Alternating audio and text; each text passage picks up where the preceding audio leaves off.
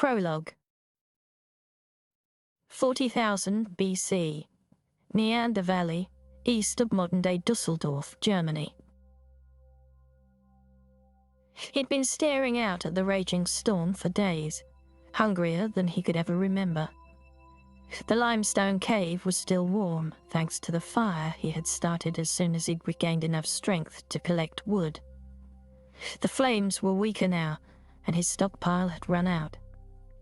His skills with fire had always been a source of great pride, both for him and his mate. Now, his cave, his sanctuary, was also his prison. He knew with a deep and intuitive certainty that he was the last of his kind. It made him sad and angry. He stood at the cave entrance, his furs wrapped tightly around his shoulders, and screamed in defiant rage at the world outside, as though he could drown out the howling wind. During the night of the last full moon, his mate had been angry that he was too sick to go out with the other hunters to find food, so she had gone instead. She hadn't come back.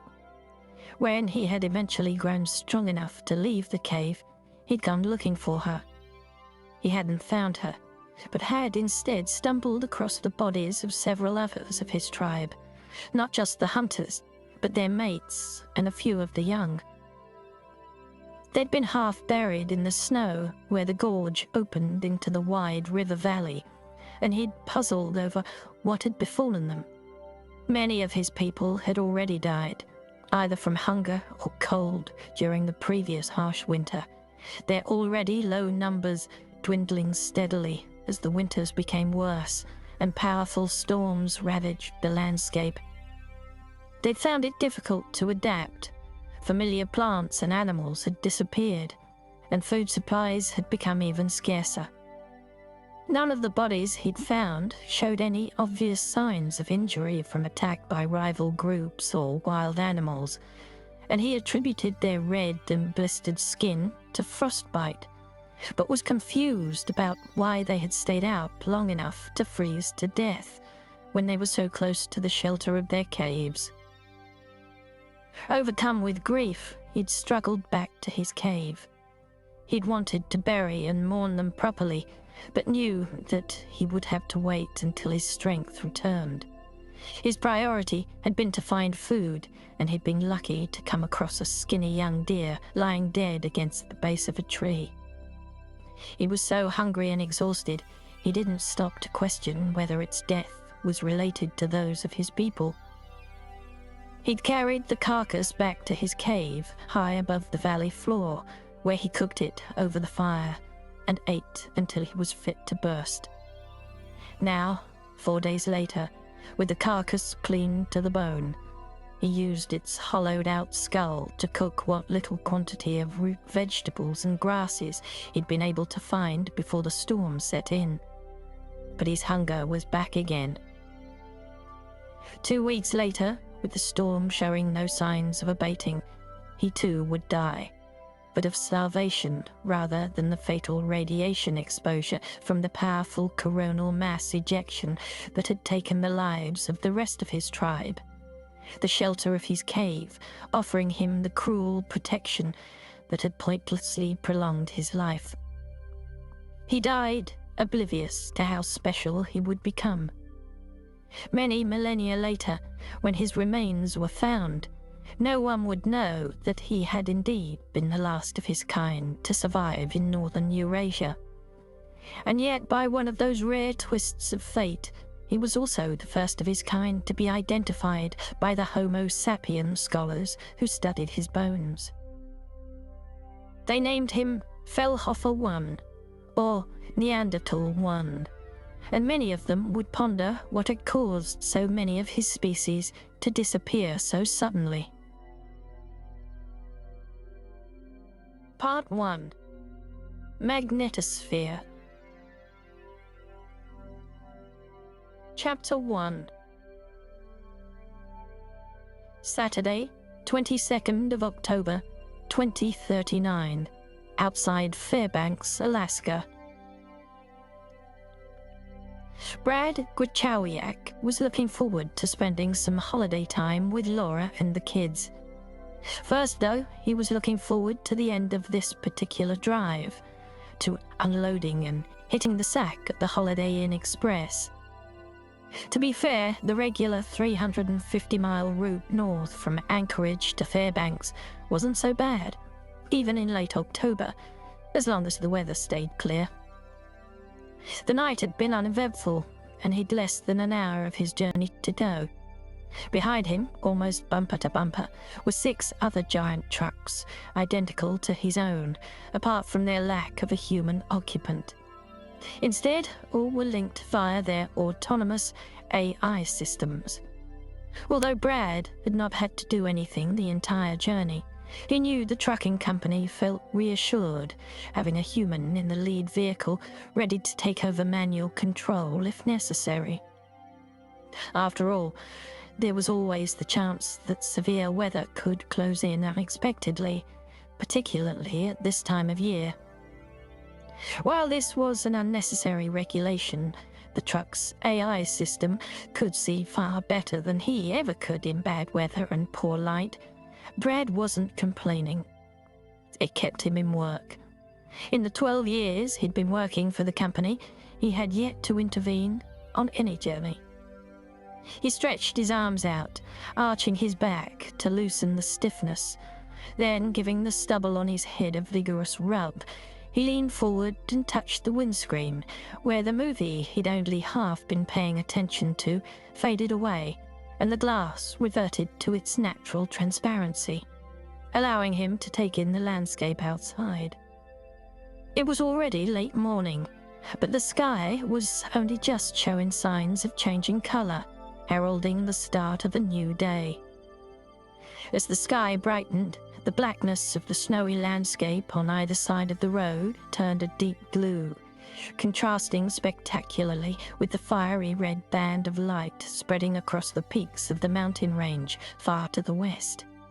Brad had witnessed this Alaskan alpenglow all his life, and it never failed to take his breath away. This had always been his favourite time of day, just before the sun spilled its first rays over the opposite horizon. It was only once the sun had dragged itself up into view, flooding the world with its winter light, that a tiny detail of colour caught his attention. Against the backdrop of dazzling white snow, a smudge of orange and black stood out. At first, Brad thought this was another vehicle far ahead on the road, or possibly a brightly coloured building in the distance, but then realised that it was a smear on the windscreen, most likely an insect that had, thanks to the unforgiving law of conservation of momentum, come off worse in its head-on collision with an object 100 million times its mass. In itself, the fate of one bug wouldn't have registered on Brad's consciousness, but he soon noticed there were marks of several more suicidal insects all over the windscreen. He surprised himself by recognizing what they were: monarch butterflies. Last spring, he'd helped his daughter with a school project collecting butterflies in the garden. Grace had informed him, with the innocent sagacity that only a 9-year-old possesses, that they were called tiger swallowtails, even though, she explained seriously, they looked very similar in colouring to their more famous cousins, the monarchs. Apparently, despite monarchs never venturing this far north, you could tell the two species apart by the shape of their wings. Leaning forward to examine one of the smudges decorating his windscreen more carefully, he decided that these ones were almost certainly monarchs. But Grace was a smart kid, and if she said you didn't get monarchs in Alaska, then you didn't. Besides, butterflies were pretty little things you saw fluttering about in summertime, not in late October, and this far north, where the temperature was well below freezing already. With not much else to do with his time, he decided to investigate the matter further. His onboard computer was basic but sufficient for his purposes. Brad didn't feel the need for the latest holographics or virtual reality surround displays. As long as he was online, he was happy. And it was reassuring to know that however isolated he might feel out in this desolate landscape, there were always dozens of solar-powered internet drones in the stratosphere miles above his head, instantly linking him to the rest of the world. He cleared his throat, then spoke loudly enough to be heard above the hum of the truck's electric motor. "Computer, show me a picture of a monarch butterfly." No sooner had he finished speaking than he was staring at an array of colorful images on one side of his windscreen. "Here is a selection of images of monarchs." Yep, he'd been right. The insects stuck to his windscreen were indeed monarchs. Grace would be proud of him. "Tell me about monarch butterfly migrations." There was a brief pause before the computer answered. Brad knew this delay was deliberate. People didn't like the machines they communicated with responding instantly, which they were, of course, capable of, as though knowing in advance what they were going to be asked. Instead, all virtual assistant AIs and chatbots these days had up to a second of built-in delay time to make them seem more human-like in their interactions. Monarchs undertake one of the world's great annual migratory journeys, when millions escape southeast Canada's harsh winters and fly southwest all the way to Mexico. Others, west of the Canadian Rockies, will migrate due south to California. Monarch butterflies are among the many species of animals, which include several migratory birds and marine creatures that use an inner biological compass to find their way by following the Earth's magnetic field lines. When are monarch butterflies found in Alaska? Monarchs cannot be found in Alaska. It is too far north for them. Brad conjured up in his mind an image of the map of North America. Wherever these insects had flown from, they had most certainly not been heading towards warmer climes. Clearly, this group must have been hopelessly lost. Did their squadron leader have such a bad sense of direction that it had led them north instead of south? And if so, how the hell had it landed such an important job? Thought amused him. No, surely they obeyed some sort of collective swarm mentality. But was it possible that there had been some fault in their inner compasses, however the hell they worked? He would ask Grace when he got home. It would make for a good science project. He thought about sending her the AR footage of the butterflies he had recorded on his retinal display, but decided it could wait. Anyway, it'd be more fun to chat to Grace about this face-to-face, rather than just copying over an augmented reality clip of what he was seeing on his screen. It never occurred to him that the fault might not lie with the butterflies at all. Absent-mindedly, he flicked on the wipers to clear the windscreen of the multicolored carnage. Chapter 2. Monday, 28th of January, 2041, Rio de Janeiro. Sarah Maitland stared at her display and tried to clear her head, her third cafezinho of the evening cold and forgotten on her desk. She'd always found coffee more effective at clearing niggling headaches than pills. Running both hands through her hair, she absent-mindedly gathered it up, twisting and tucking it into a self-sustaining bun. The coolness of the air conditioning on her exposed neck caused a chill to run through her, despite the climate-controlled environment in the lab. She retrieved the sweater that had been hanging over the back of her chair all day, slipping it over her t-shirt, and had a sudden vision of her mother rebuking her for not caring enough about her wardrobe. "Why do you still wear that horrible old thing?" she'd no doubt say. "You're a very attractive woman if you'd only make the effort." She smiled wryly at the thought. Her mother back in England was desperate for grandchildren and kept a close eye on Sarah's biological clock, more than ever now that she was in her late 30s and her multiple failed relationships. She dragged her attention back to the holographic display in front of her. Ordinarily, these images would have been of no more than academic interest, but this was different. As the physicist on duty at the Solar Science Institute in Rio, it was Sarah's responsibility to keep a close eye on the sun's activity. Although the institute had been set up 20 years ago to carry out basic astrophysics research, its main function over the past couple of years had been to provide early warning of any abnormal solar activity that might be of concern, the current situation being a case in point.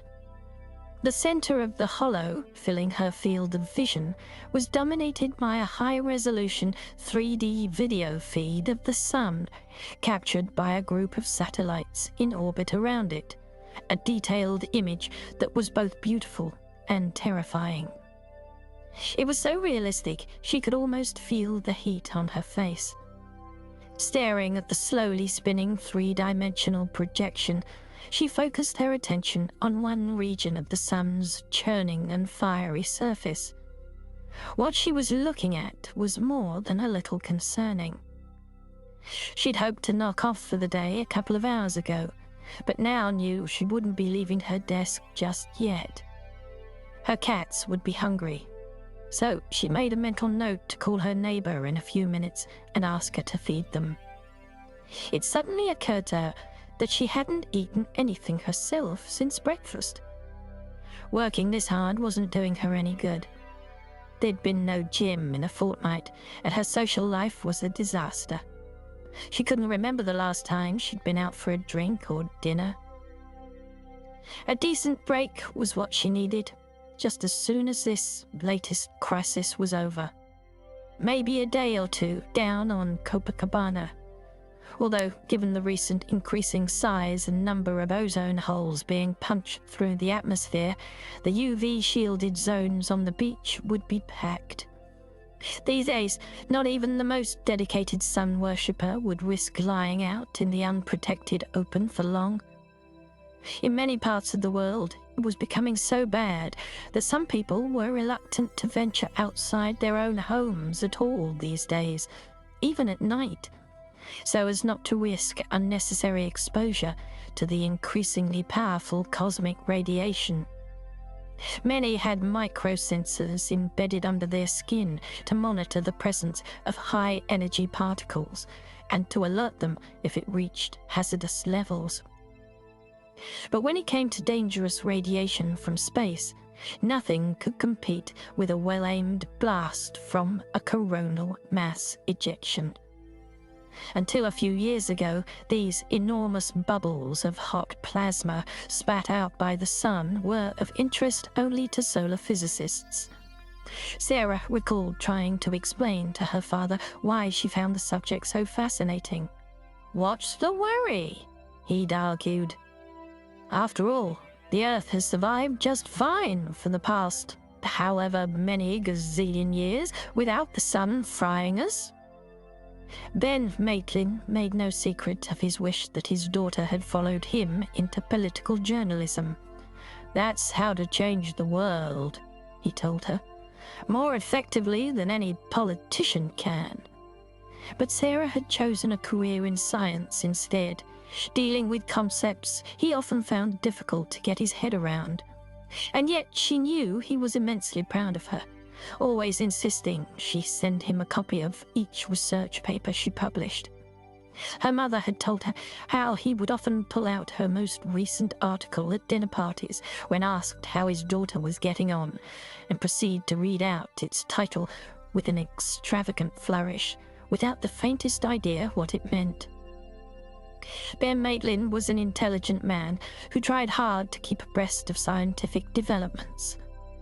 Sarah sometimes found it frustrating that many other journalists, scientifically illiterate hacks, now regarded themselves as experts on coronal mass ejections.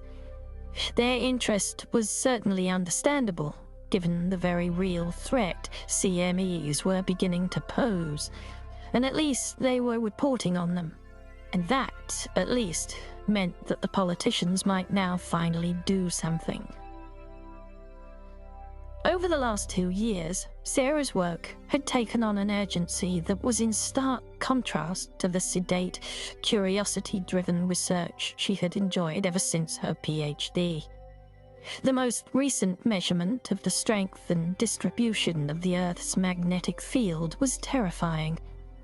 It was now down to just half the strength it had been when she was born, and the implications of this were only too clear to her. Of course, governments around the world had avoided engendering widespread panic by simply downplaying the risks. This policy created its own problems for many scientists, who could see what was coming but found their warnings falling on deaf political ears, exactly as had happened a generation earlier with climate change. It was beyond short-sighted that there was still no coordinated international response to the crisis that was beginning to unfold.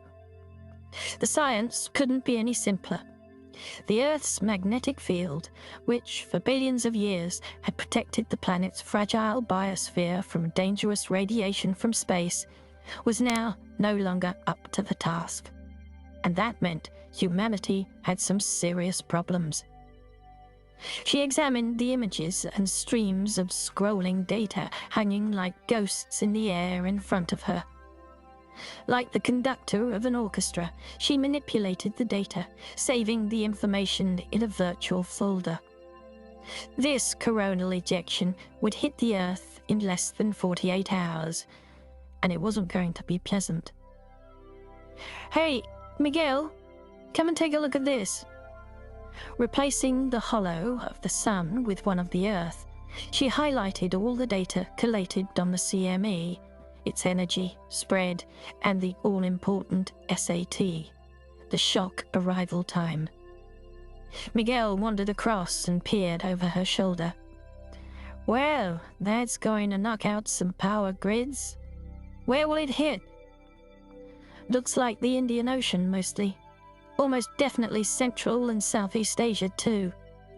We might get lucky if it arrives a few hours early. Then most of the flux would hit the South Pacific, yes. But that's just wishful thinking. Anyway, I'm not sure it'd be much comfort. It's still going to knock out a stack of comsats." Sarah closed her eyes and rubbed them with thumb and forefinger. She decided to run her simulations again. No need to panic the authorities in those countries unless she was sure. If she'd got her calculations wrong, and the CME ended up missing the Earth entirely, then she would be accused of crying wolf. "Do me a quick favor, Miguel. Run a check on paths of all medium and low orbit sats above a 5,000-kilometer radius centered on, She stared at the slowly spinning globe. "Centered on Nepal, I think. Then correlated with SAT, right?" Sarah knew that the SAT was the big uncertainty. No one could accurately predict the variation in the speed of an approaching CME, or the extension of the pulse. "Yes, and assume the usual 8 to 10 hour window." Feeling stiff, she extended her legs and arched her back, lifting her body off the seat, stretching cramped muscles. Another late night beckoned. In mid-stretch, she suddenly became aware that she hadn't heard Miguel walking back to his desk, and that he was still standing behind her. She swiveled round in her chair rather more quickly than she intended. "Well?" Miguel grinned and ambled back to his corner of the lab. Once seated, He pulled his display visor down over his eyes and started to hum tunelessly as his fingers danced across the virtual display hanging in the air in front of him, gathering and manipulating the data from the thousands of registered satellites.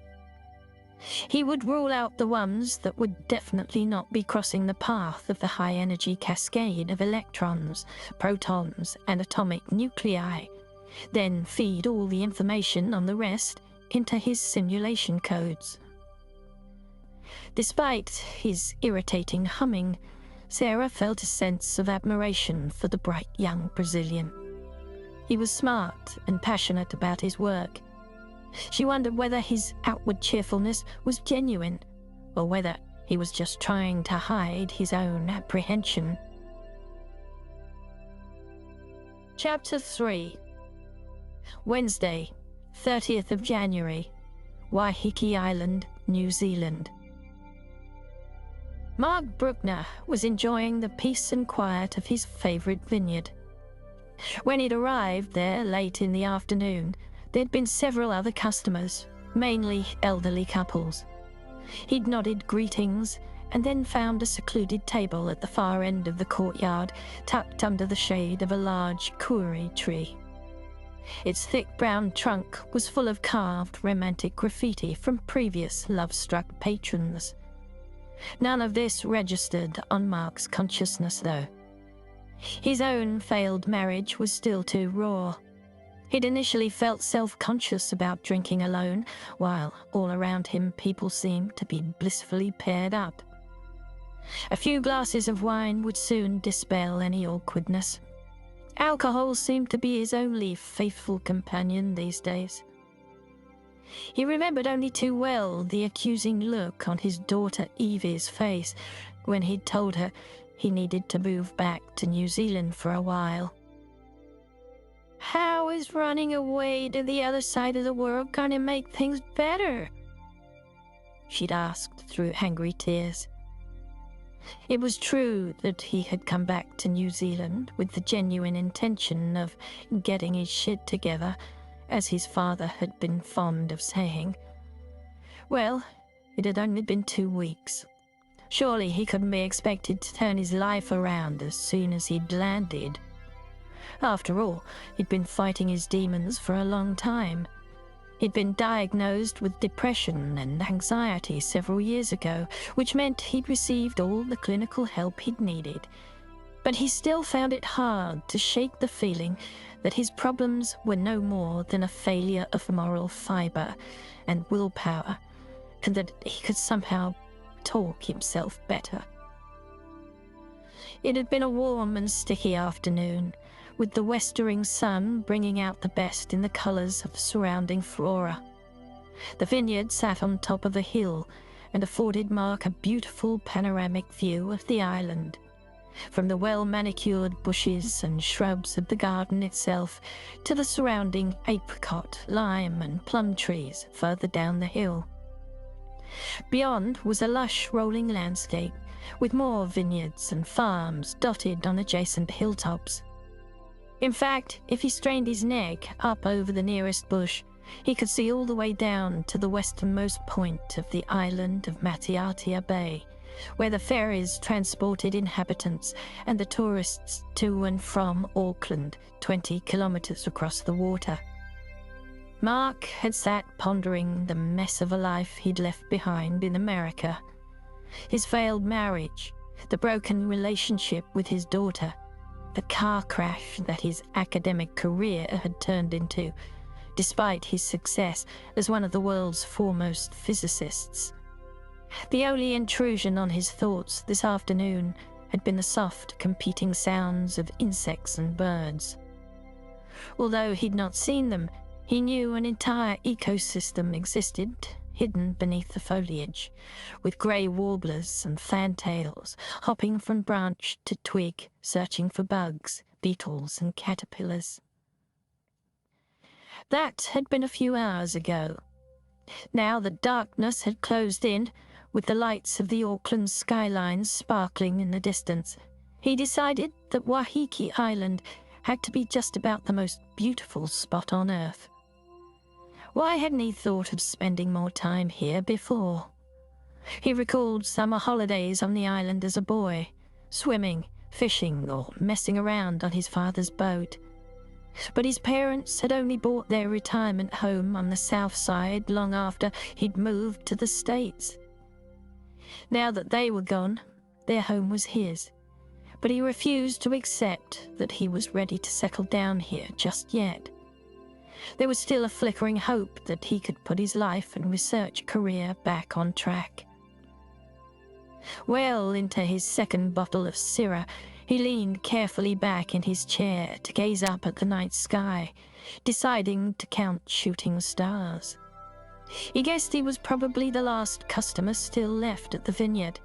Faint music drifted across the courtyard from inside the building, and he kept catching snatches of it, deciding it was Frank Sinatra, crooning about flying off to Jupiter and Mars. Rather appropriately, thought Mark, as he tried to locate those two planets among the hundreds of twinkling stars. Coming back to New Zealand had definitely been the right move. The stress of the divorce, coinciding with the meltdown he'd suffered at Columbia University, and the small-mindedness of academic colleagues he had thought he could count on as friends, had all finally become too much to cope with. Maybe he really should put his past behind him and settle down here. Was it really such a bad idea? There were plenty of projects he could think of that would occupy him. And if he got too stir-crazy, he could always go back to New York and try to pick up where he'd left off. After all, he was still on the right side of 50, so it wasn't like he was ready to retire anytime soon. He allowed his eyes to adjust to the dark so that he could pick out the very faintest dots of light. It was funny how people assumed that all physicists were familiar with every star, planet, and constellation in the night sky.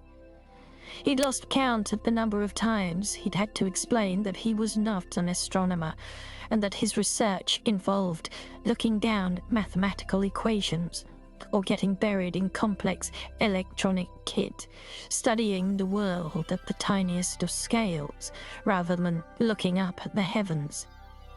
Thanks to his color blindness, he couldn't even tell Venus from Mars. He'd taken out his augmented reality lenses so as not to have the spectacle ruined by any unnecessary overlaid information. The night sky lost its aesthetic beauty and majesty when each bright dot had detailed statistics superimposed around it. Of course, it wasn't difficult to switch off his AR feed whenever he wanted, but there was something liberating about taking his contacts out, like walking barefoot on fresh grass. And yet, like countless others, Mark found it hard to do without AR. Its use had become so ubiquitous that it was now hard to remember a time when no one had access to instant information overlying their field of vision. He marveled at humanity's ability to adapt to new technologies so quickly that it forgot how it had ever coped before. Born as he was, just a few years after the dawn of the internet, and despite his scientific training, Mark was finding it increasingly hard to keep up with the pace of change. And when it came to the very latest fads, he considered himself a bit of a dinosaur, preferring to wear the old-fashioned AR contact lenses rather than the liquid nano-G retinal implants that had become all the rage in recent years.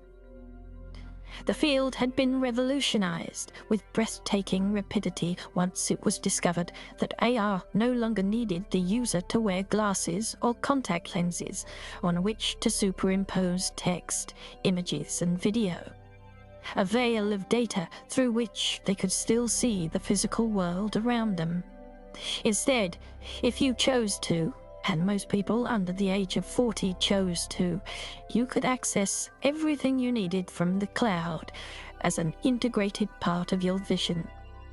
In fact, if you closed your eyes to block out the external world, the AR world really came into its own.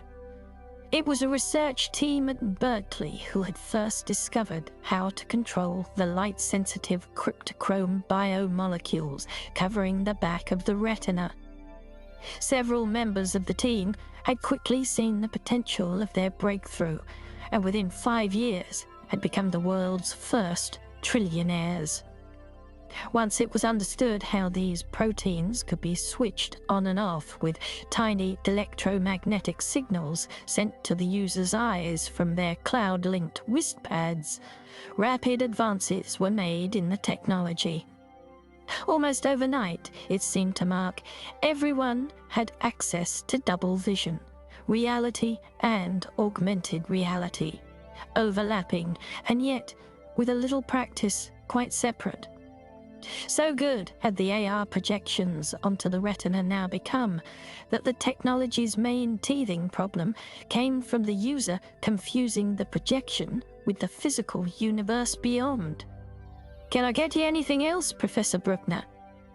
The soft voice behind him that snapped him back from his reverie belonged to Melissa, the vineyard owner's daughter, who was waitressing at Stony Hill during the summer. She was doing a good job of hiding her impatience to knock off for the night. "Thanks, Melissa, no. Just finishing this glass and I'm off." Then he added, "Sorry if you've been waiting to close." "That's all right," she smiled. "Dad pays by the hour." She collected the small lamp from the adjacent table and pushed the 4 surrounding chairs in closer. Turning to go back inside, she looked up at the night sky. "It's so pretty up there, isn't it? All those swirling colours." Mark was puzzled and turned to look, following her gaze. "Oh my God, it's the aurora," he gasped. "It's so vivid." The evening sky over the Pacific glowed majestically in green-white swirling patterns, constantly changing and stunningly beautiful. Mark decided this was the perfect end to the evening.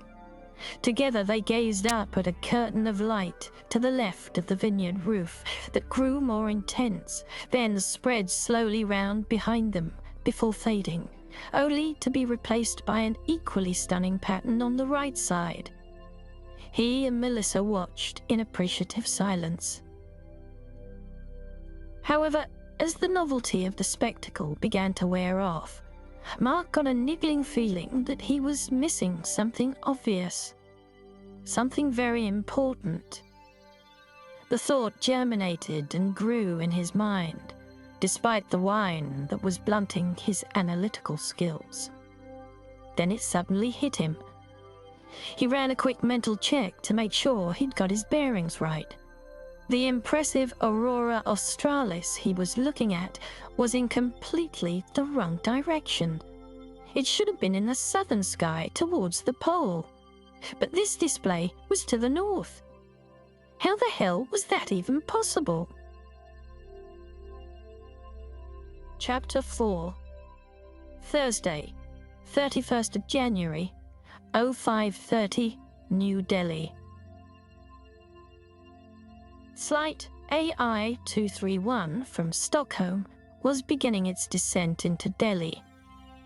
Captain Joseph Rahman preferred these old-fashioned subsonic journeys, even though they took all night. He just didn't feel comfortable doing too many hyperskips these days. Thanks to the weakening magnetic field of the Earth, they carried an increasingly high radiation risk. While he could understand the attraction of getting from Europe to India in 45 minutes by skimming off the upper atmosphere at Mach 10, like a stone on the surface of a pond, he was determined to minimize his own exposure to the bombardment from cosmic rays.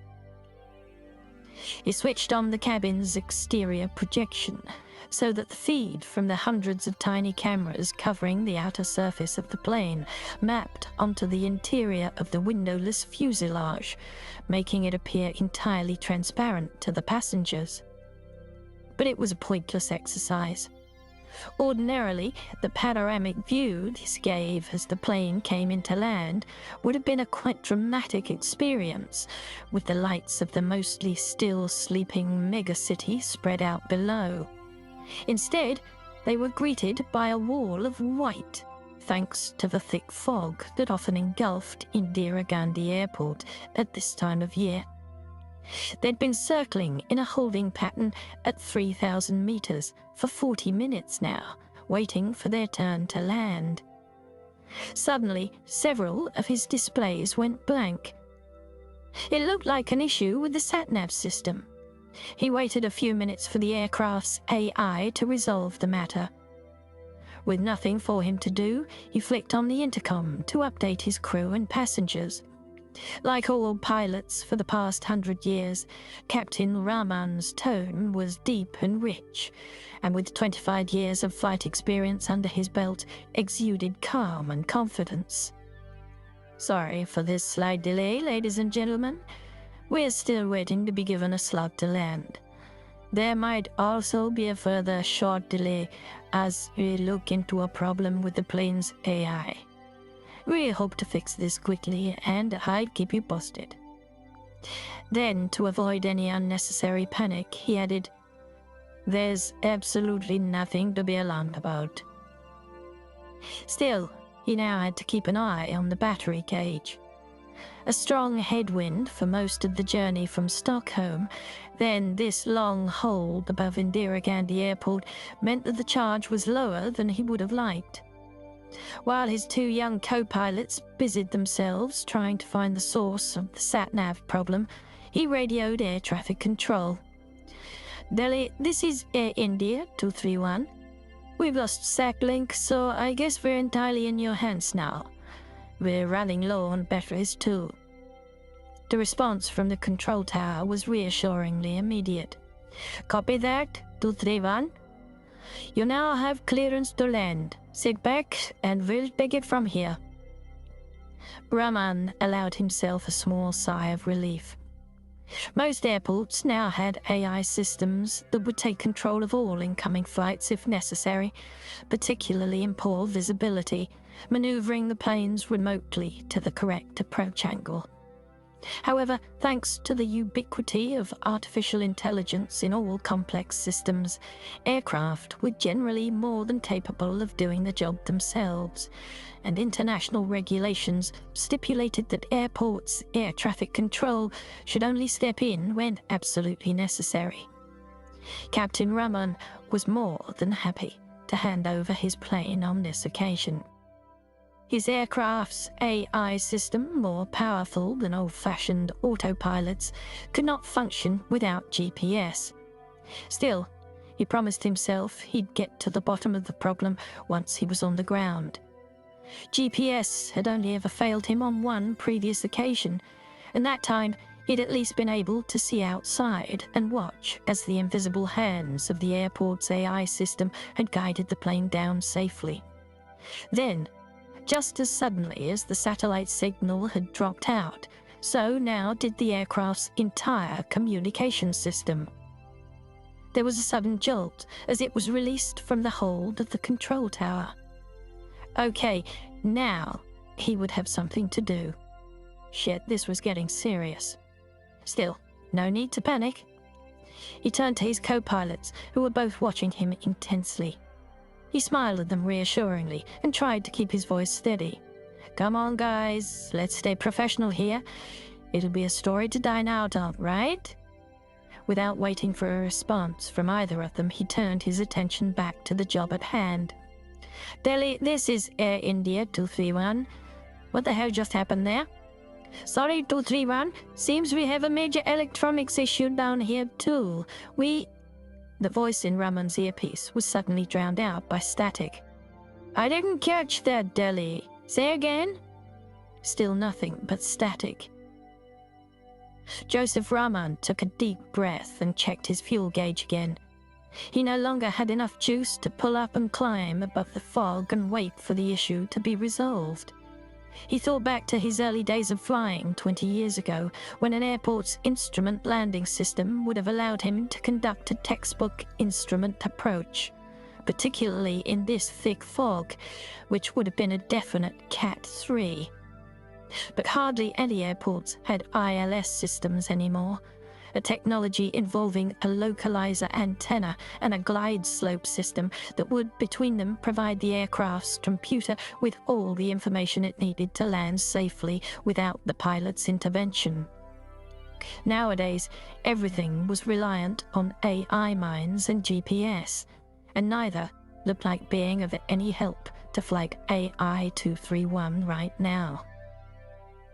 Landing a modern aircraft manually was something of a novelty that he would normally have relished, but this was going to require considerable skill and a bucketload of luck.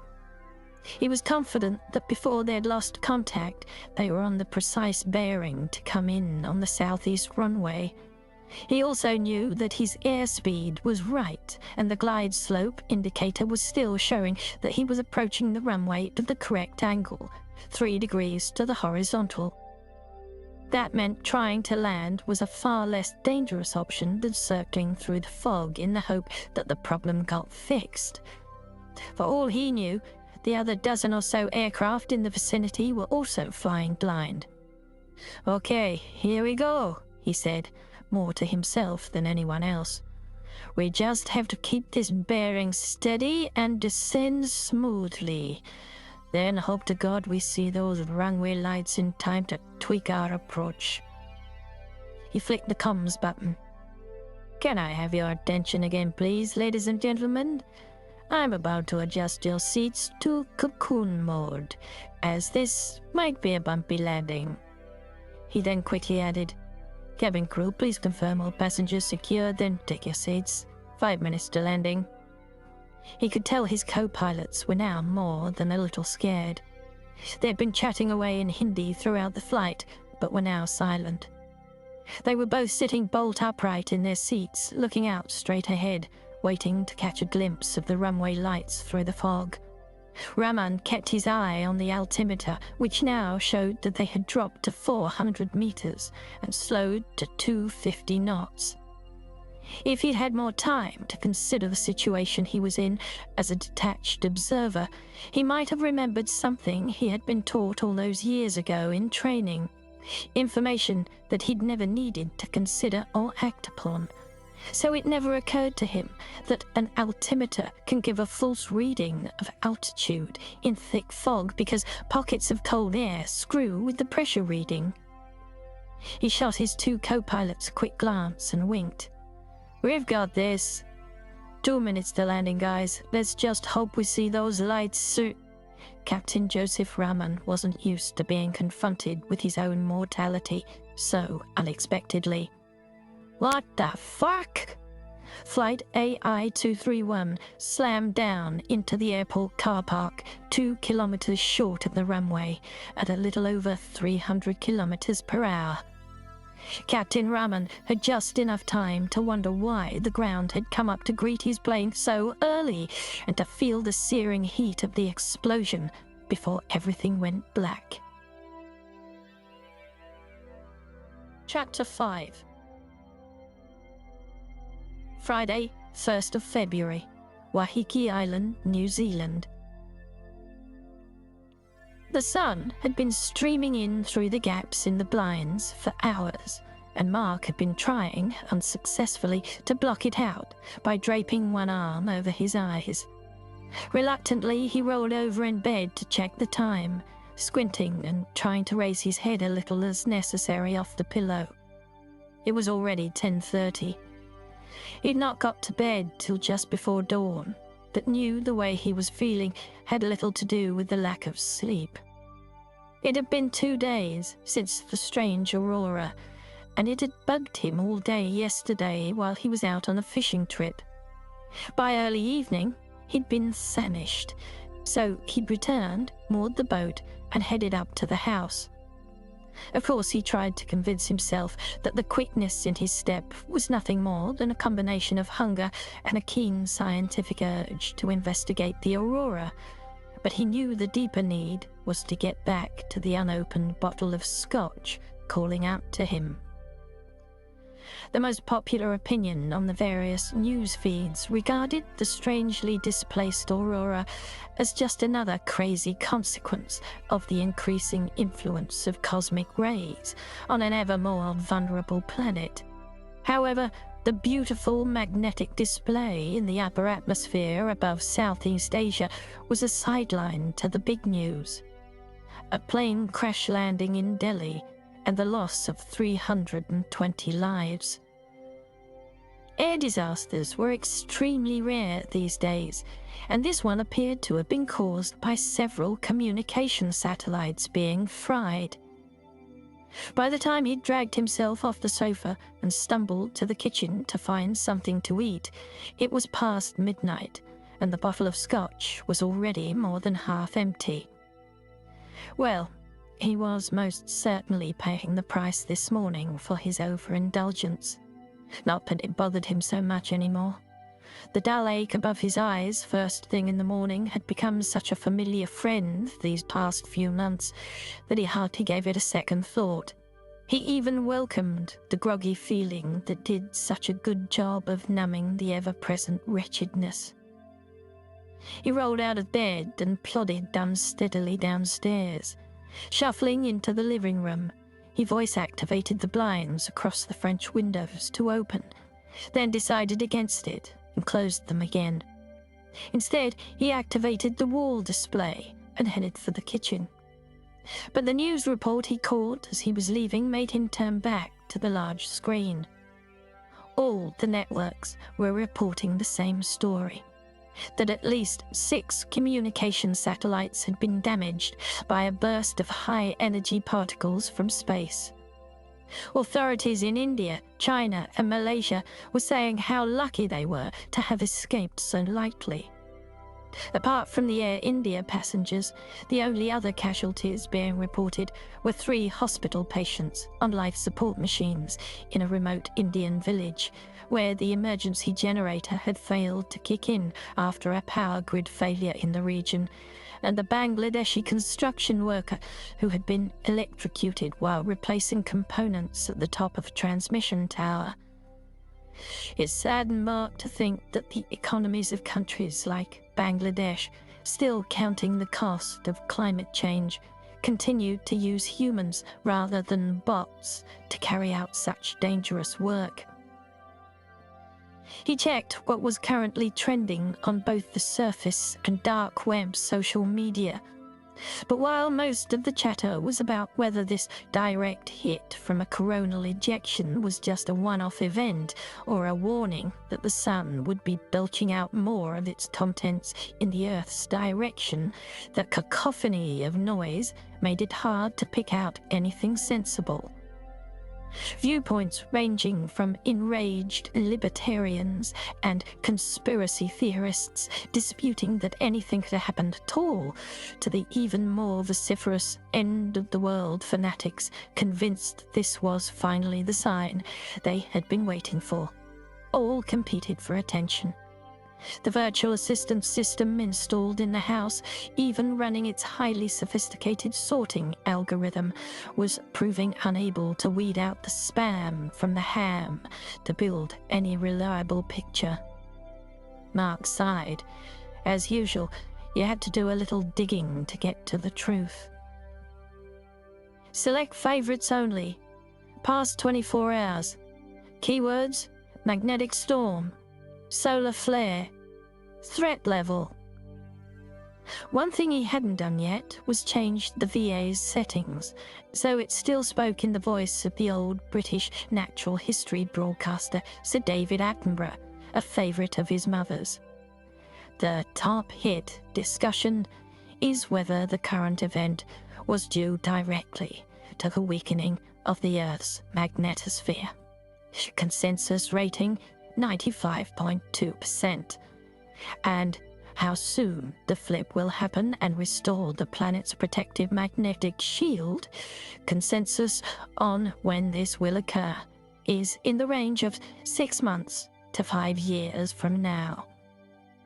None of this was new. For several years now, many scientists had been debating the expected reversal of the Earth's field. when the north and south magnetic poles would switch over. But unless this was going to have a clear impact on their daily lives, most people were not interested. Now, it seemed, they were finally sitting up and taking notice. At least he had an answer on the impressive aurora he'd witnessed at the vineyard last night, because this had to be more than coincidence. The solar ejection must have caused an impressive geomagnetic storm, screwing with what was left of the magnetic field and producing the colourful northern sky. Mark grunted and turned away from the wall screen. He wondered whether he should be more concerned about this latest crisis. Indeed, whether he should be showing more of an interest in the state of the planet generally. But he just found it too difficult to care much about anything these days. A cool shower and 2 coffees later, and his head began to clear. He popped a couple of painkillers anyway. He knew he could have avoided this hangover entirely if he'd taken an Enzy pill last night. He knew there was a supply in the house somewhere, and sure, they'd have guaranteed he woke up bright and fresh thanks to their anti-diuretic hormones, ADH and ALDH enzyme enhancers and sugar level controllers. But that defeated the object. Why bother drinking in the first place if you were going to stop the alcohol from fucking up your brain's neurotransmitters? Mark sometimes wondered whether a wholesome hangover was penance for his overindulgence.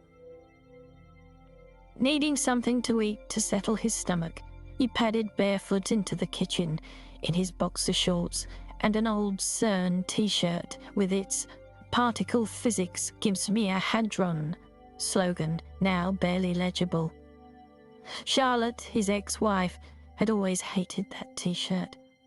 But then, towards the end, it seemed there wasn't much about Mark that Charlotte hadn't hated. Not caring about the outside world was, he knew deep down, just another symptom of his illness. But he also knew that she was partly right when she would accuse him of just being selfish. In the Mark-centric universe, stuff happened elsewhere, to other people, and they would just have to deal with it. If it didn't impact on him, then he preferred to mind his own business.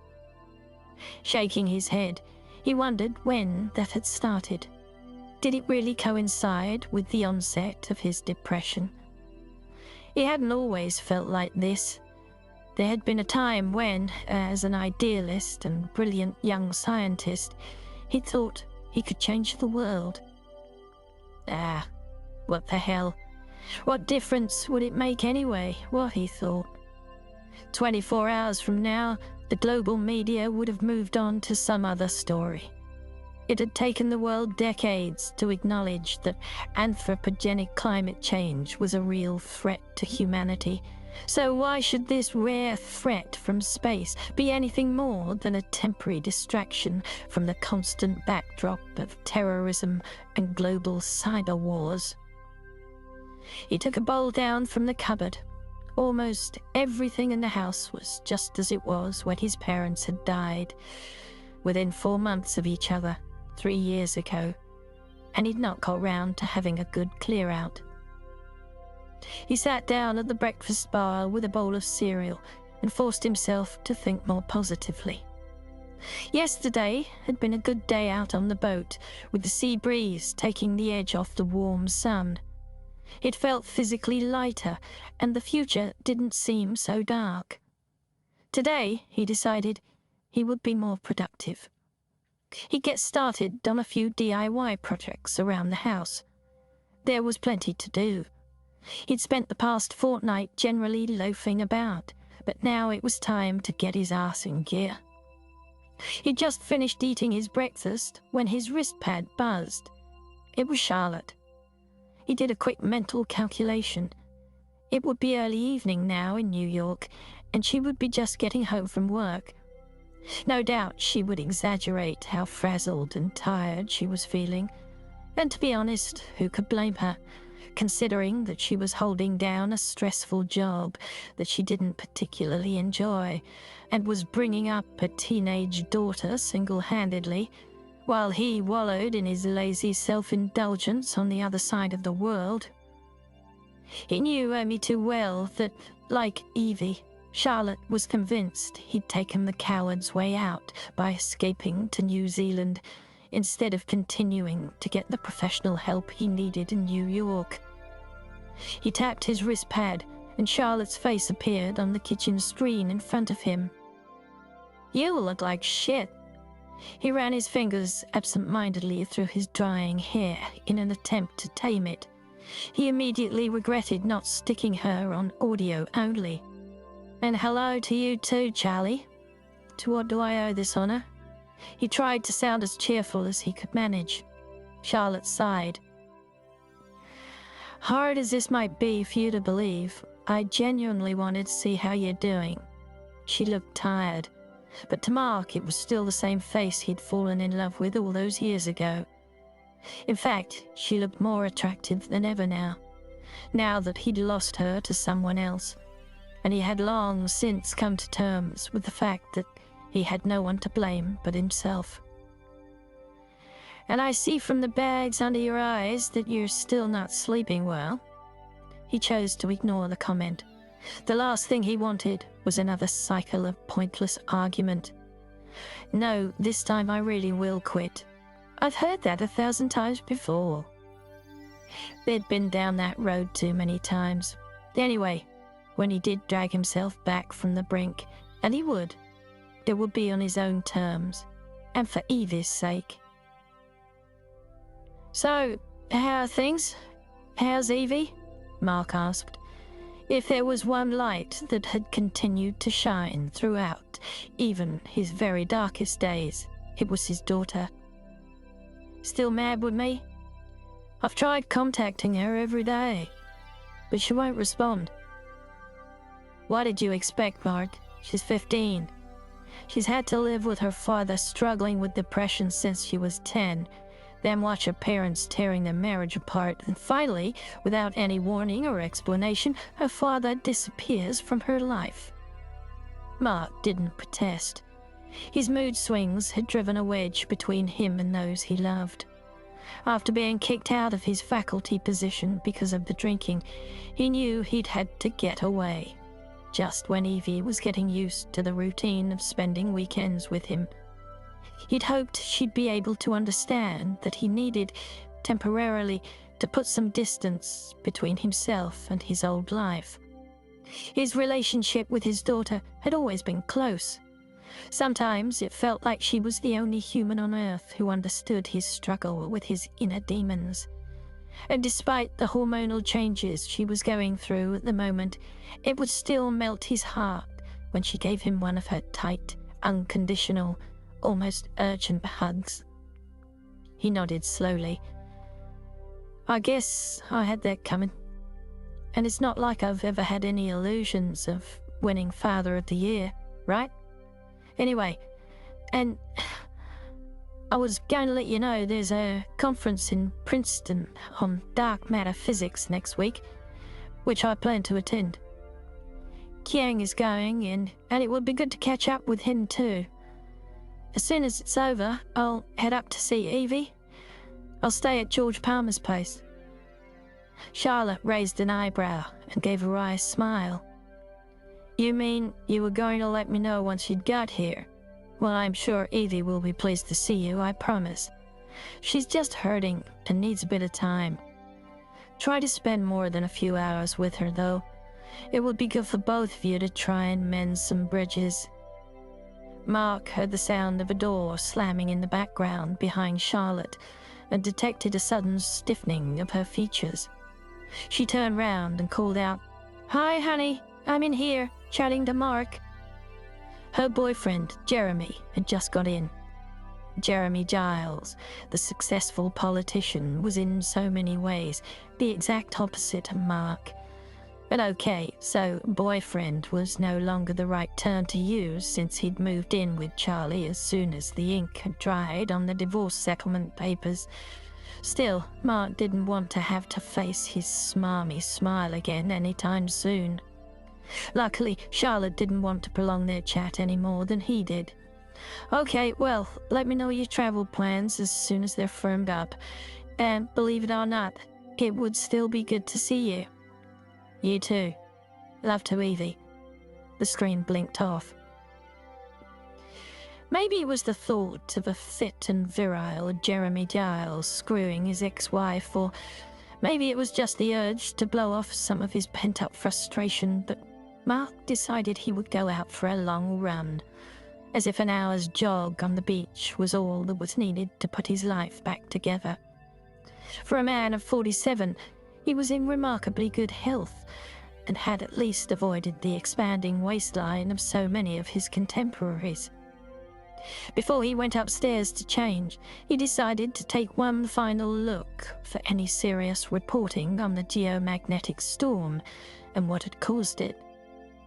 He thought about searching for any announcements from NASA, ESA, or CNSA, but he knew the space agencies of America, Europe, and China could no longer be relied on to give the whole story. The old secrecy and rivalries of the space race of the 1960s and 70s were back stronger than ever, as the competition for resources on the Moon and Mars became even fiercer. He sat down in front of his kitchen screen. If anyone knew, it would be the team at the Rio Solar Science Institute. Last year, he'd sat on a US grant funding committee and reviewed a research proposal from the SSI. His conclusion was they did solid science, and that it would be crazy not to support them in the current climate. Search past 24 hours. Filter. Coronal mass ejection. Solar Science Institute. Statement. The results came back quickly. There were over 2 million internet sites reporting on an interview given by a Dr. Sarah Maitland from the SSI on a morning show on Globo in Brazil. A further search on the name returned 48 million hits, all in the past 10 hours. It seemed that Dr. Maitland was something of a news sensation.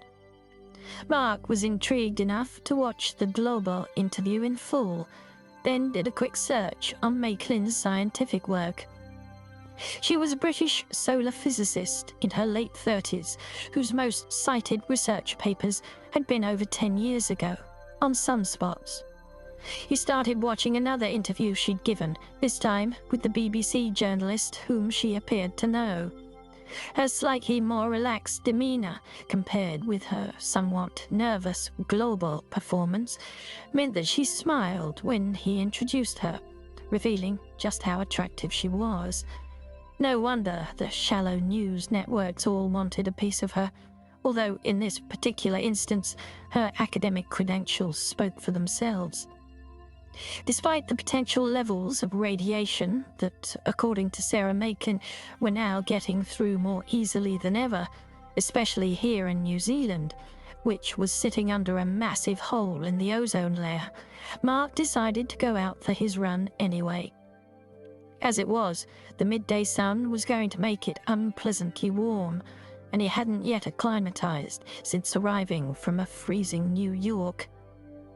His headache now receding, he bounded up the stairs, 2 at a time, to grab his running shoes. Whatever Dr. Maitland had to say about the fate of the world could wait. Chapter 6. Wednesday, 6th of February, New York. Her head was buzzing. Sarah sat alone in the back of the Manhattan taxi as it raced across town. She could have got a drone cab, but the street traffic this time of the evening was no busier than the air above it. So much had happened to her since first detecting the coronal ejection back at the Institute that she really hadn't had time to take stock. It felt as though she'd talked herself dry to the press. Surely there wasn't any more she could possibly say about solar cycles, solar storms, solar flares, sunspots, solar wind, or coronal mass ejections. The media attention was finally waning now, after a whirlwind few days, and she felt drained. But she was still a long way from being able to get back to her research of the SSI, or any semblance of normality. Sitting back, she closed her eyes, overcome by an unexpected feeling of loneliness.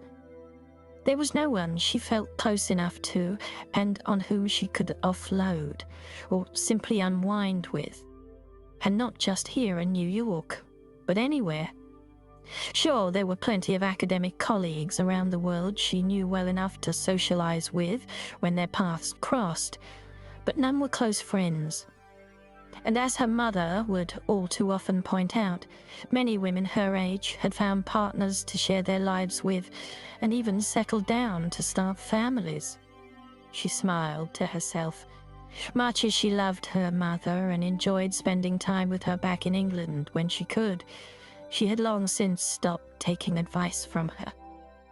In any case, she enjoyed her own company, most of the time. And, heaven knows, she certainly didn't need a man in her life right now. After 2 mistakes, there was no way she was prepared to get involved in another relationship just yet. She would readily admit that both failures had partly been her fault. She'd been accused by Simon during a big row in Rio last summer of being too preoccupied with her work, which was true. But she certainly didn't regret that. The truth was, she really loved her research, and Simon just hadn't been important enough for her to be prepared to make the room for him in her life that he had expected. But now her work was being put on temporary hold. First had come the phone calls from the local media in Rio. Within an hour of the Delhi plane crash, still late Wednesday evening, Rio local time, reports were emerging that the accident had not been due to any fault with the aircraft, pilot error, or even extreme weather conditions. It had been a severe and catastrophic comms failure. Once the Indian news agencies had pinned the accident on the exotic explanation of particles from space knocking out the communications, the hunt had been on for someone to explain the science. It began when a local TV news researcher had called, sounding overly cheerful given the graveness of the news. Like many news networks around the world, he had traced the sequence of events back and found a report of Sarah having warned the authorities of the arrival of a serious cosmic ray storm. The global news journalist had struck lucky by being the first to get hold of Sarah's private contact details. It was gone 11 p.m. when she'd taken that first call, just as she was getting ready for bed. By 1 in the morning, she'd given 7 other online interviews to various news agencies. Following 3 hours sleep and a quick shower, she'd been driven to a nearby helipad, where a team from Global had been waiting to fly her to the downtown media hub for a live slot on the morning news.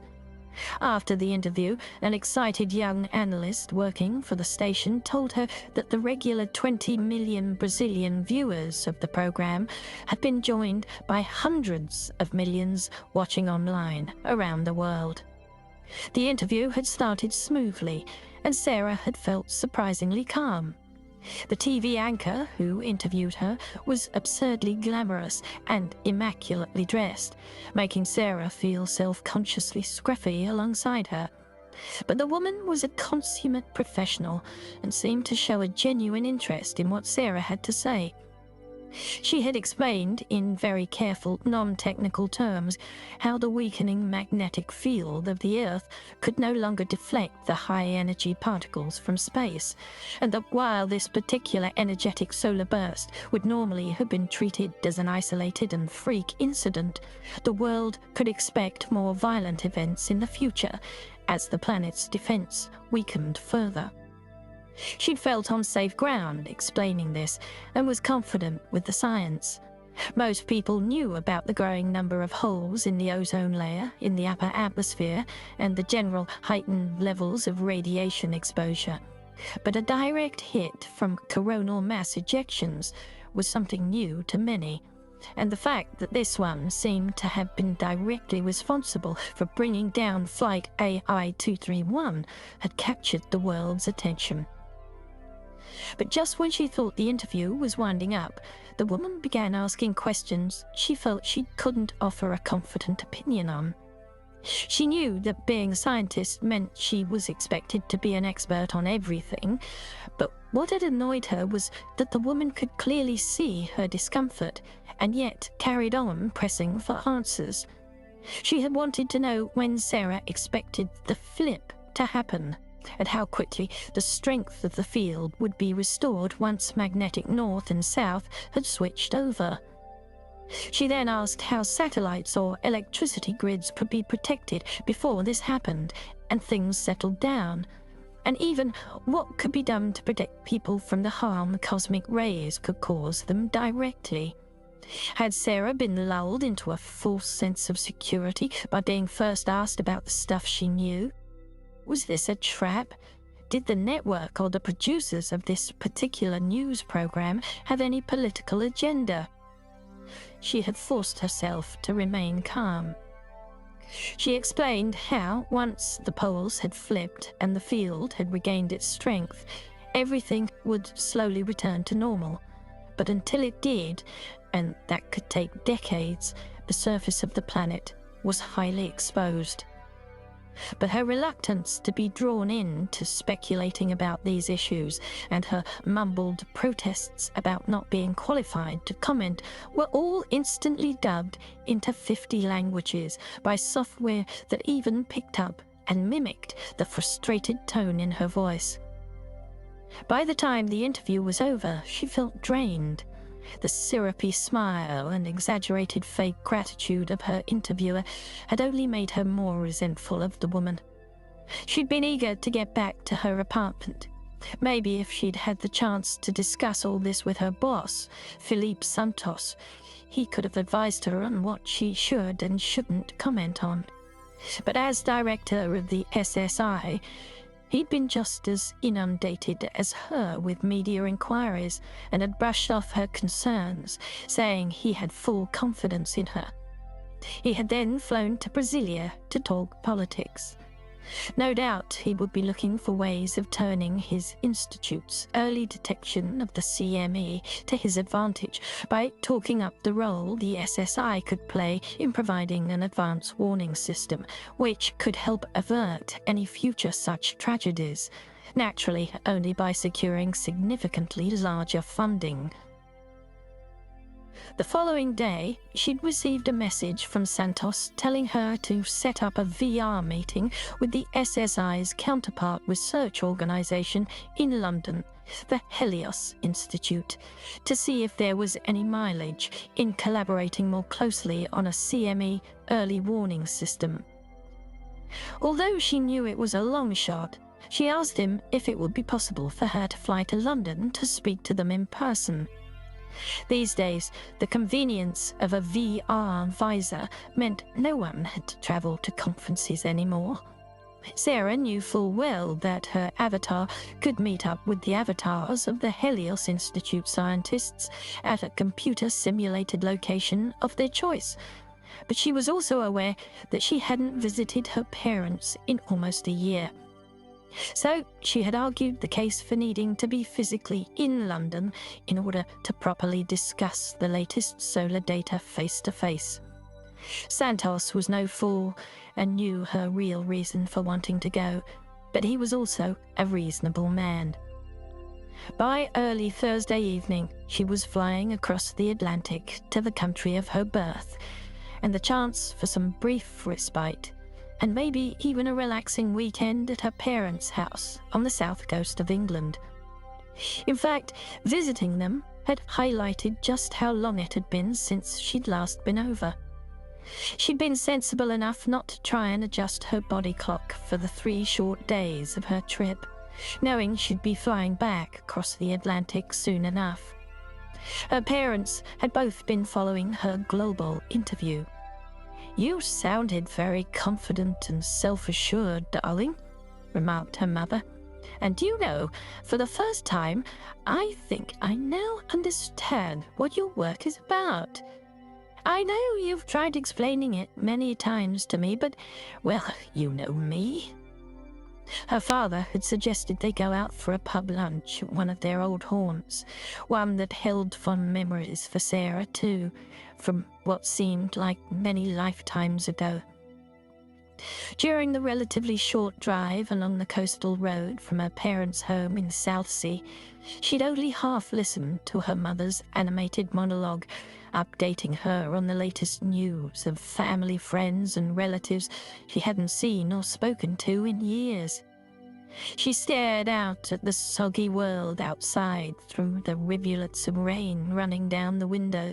She recalled vividly, as though it were just yesterday, the childhood frustration both she and her brother would feel during the family's regular summer drive to the sandy expanse of West Wittering Beach.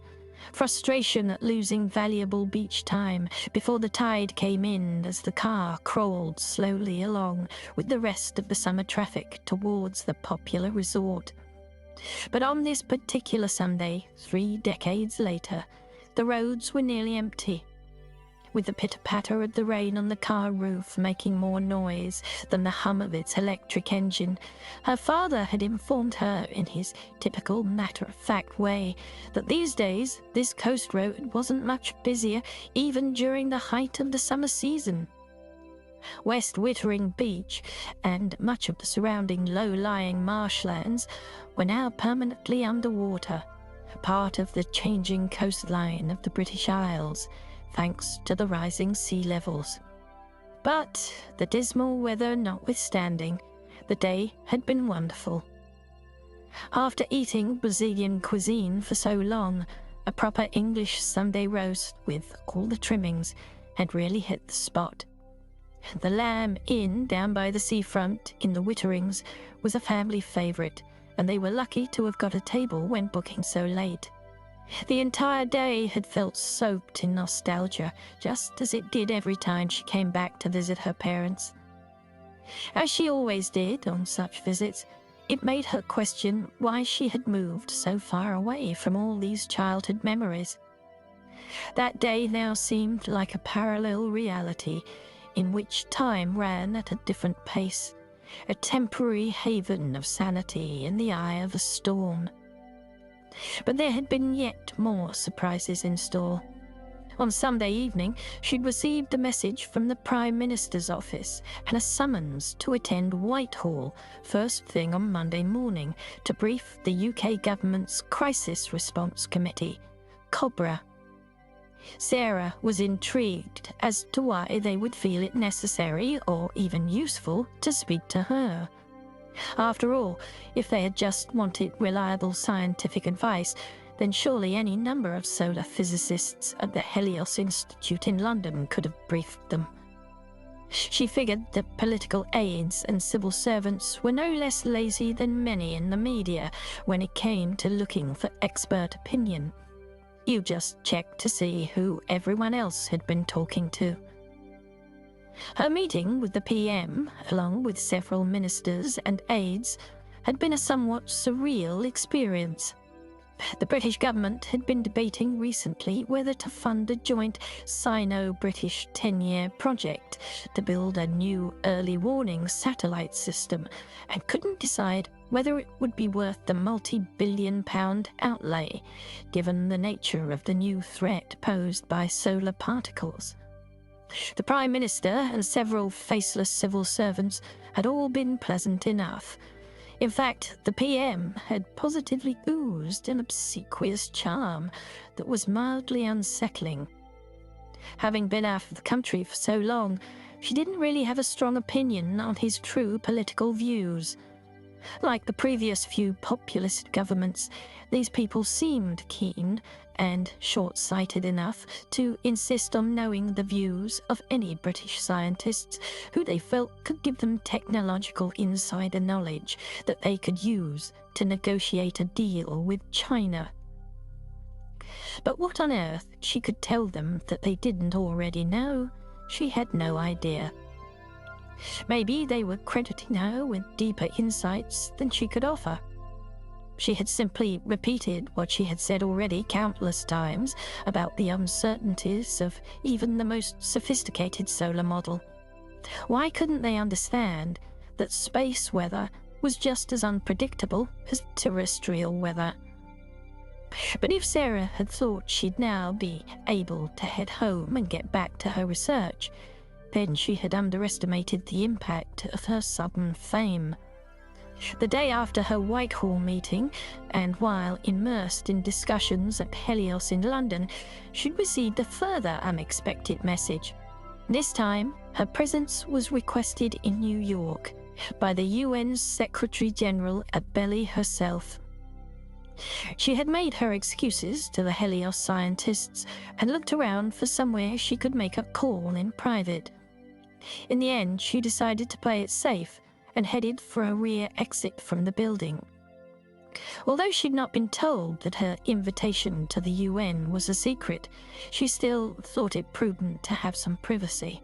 She stepped out into the chilly late afternoon air and the deserted back street, and immediately wished she'd remembered her coat. The steady hum of hundreds of drones in the air above her head filled her ears. Delivery drones, window cleaning drones, surveillance and monitoring drones, all going about their business, choreographed by the London Transport AI, so that they zip past each other in every possible direction in 3 dimensions, never colliding or getting in the way of the much larger taxi drones that buzzed through the swarm. Sarah tapped her wristpad and called her father. As a retired political correspondent, he would have as good an idea as anyone what this all meant. For all the justifiable criticism of the UN's ineffectiveness, especially since the epicenter of global power had shifted to East Asia, it still had considerable influence. And in any case, it remained the only body that even came close to being neutral on the world stage. His smiling face filled the screen on her wrist, although she could see that he was speaking to her from his study. "Hi, Dad. Listen, I'm afraid I'm flying out again tomorrow, so I'm not going to get the chance to get back down to see you and Mum after all. I'm really sorry." "What? Already? But sweetheart, you've only been in the country a few days." "Yeah, I know. I'm sorry. And I need some advice." "That's what dads are for, right?" His features took on a more serious look, which amused her. Sometimes he acted as though she was still 8 years old, rather than 38. She smiled. "Well, you know, I had my Downing Street meeting yesterday. The PM seemed a nice enough guy. Wouldn't trust him as far as I could spit, of course."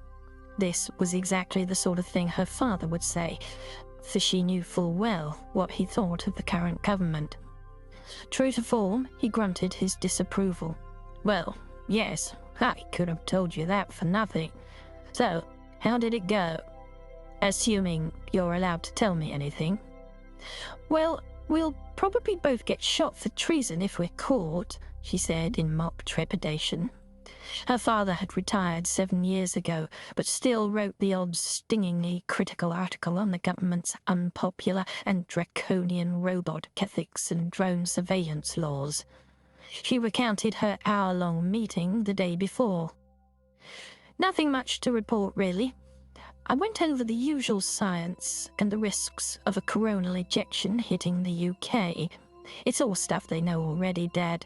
They really didn't need to hear it from me. Anyway, I called because of something else that's just come up that's even more important, and I wanted to pick your brains." His eyebrows shot up, and he sat back in his chair in mock astonishment. "Really? Even more important than explaining basic science to a Philistine like our Prime Minister? What could possibly be more pressing?" Sarah chuckled. Then, without thinking, she quickly glanced up and down the street to make sure she was still alone. I've been invited to join some crack UN committee looking into the solar threat. To be honest, the whole thing is nuts. The committee seems to be full of government ministers, ambassadors, and other high-profile characters. I mean, people with real power. I keep wondering why they suddenly want the advice of a mid-career scientist like me, who's not had any real experience in science, policy, or politics. Don't knock it. You're an excellent solar physicist, and they would do well to listen to what you have to say. And as for this committee, it sounds like another one of those intergovernmental panels to me. You know, like the IPCC. What bloody good this new one would do, I don't know, but I guess it's about time some action, any action, was taken.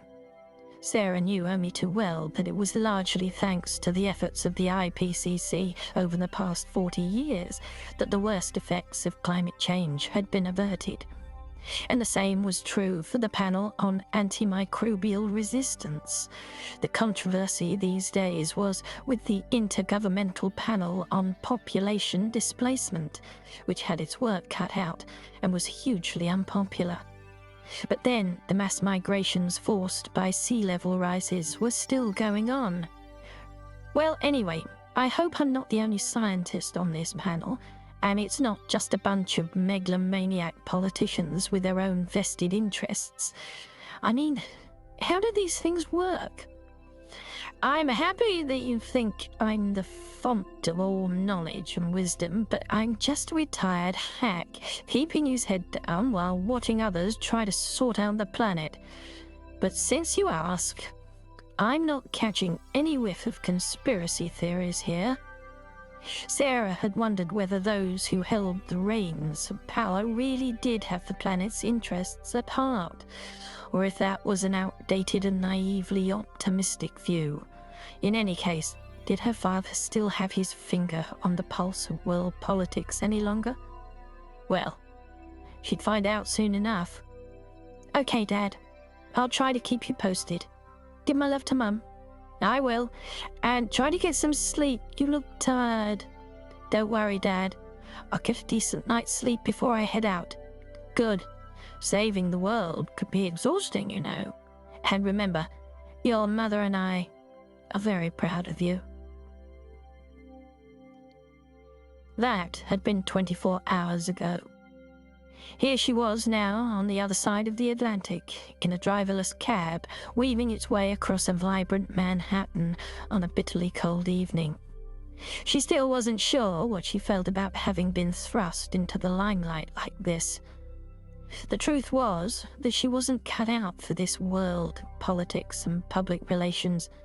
In fact, rather than feeling flattered by all the attention, she'd felt a growing insecurity, a nagging anxiety that her shortcomings and the many gaps in her knowledge would sooner or later be exposed. She kept telling herself this was classic imposter syndrome. She was easily as highly qualified and knowledgeable as anyone else in her field, and she'd worked hard to get to the position she was in. Still, returning home briefly had meant she could hide away for a couple of days and hope that everyone forgot about her as the world moved on to another story. As the taxi pulled up outside her hotel, a cheerful electronic voice said, "Have a nice day, Dr. Meglin. Thank you for using New York autocabs." And the door of the car slid open as her fare registered. The place she was staying at was a small but comfortable hotel, ideally situated in downtown Manhattan, between Fifth and Park Avenues.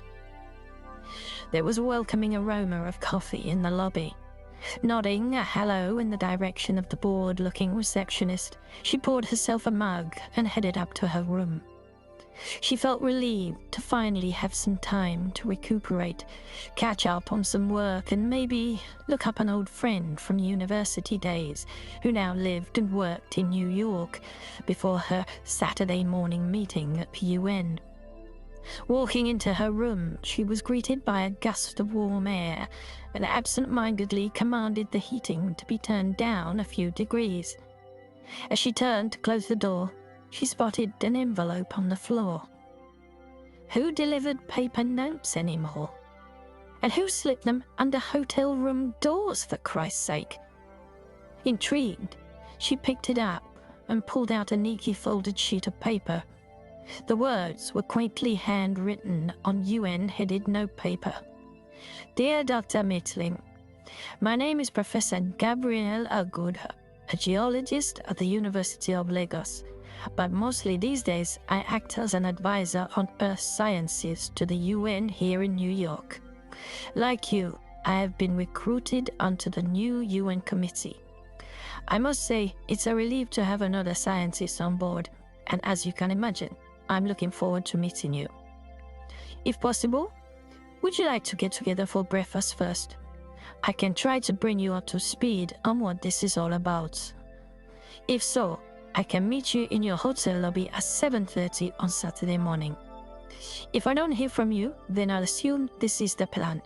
But if for any reason we cannot touch base before the meeting itself, then do ping me at any time in the coming days. Yours truly, Gabriela Aguda. The note had a charm to it. Presumably, Aguda was someone who didn't trust cybersecurity systems enough to leave her a message online. She blinked to activate her augmented reality, and her field of vision was filled with her favorite 3D search engine, intervening semi-transparently in front of her view of the hotel room surroundings. She said, "Search Gabriel Aguda, United Nations." It seemed the geologist had been a powerful mover and shaker in the academic world and had written a number of influential and highly cited papers on earthquake prediction early in his career. Recently, though, he seemed to have operated more as a politician than a scientist, although he still spent part of his time back in his home country of Nigeria, as well as teaching as an adjunct professor at the University of Rochester. Since she had no UN allies yet, breakfast with Gabriel Aguda sounded like a good place to start. Chapter 7. Thursday, the 7th of February, Tehran.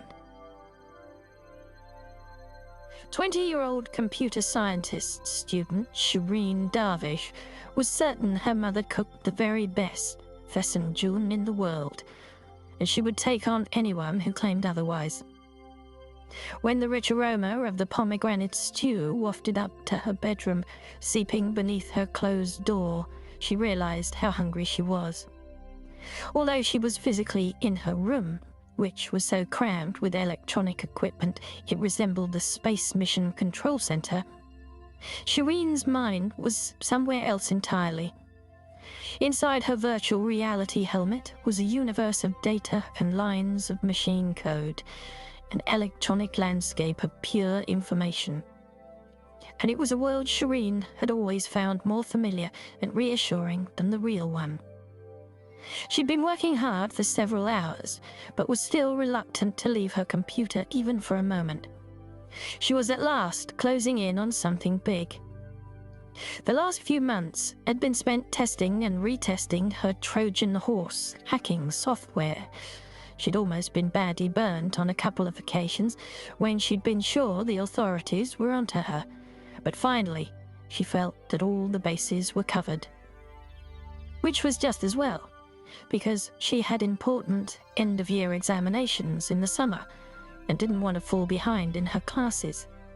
She justified the time spent on her extracurricular interests because they were so closely aligned with the courses she was taking at Tehran University.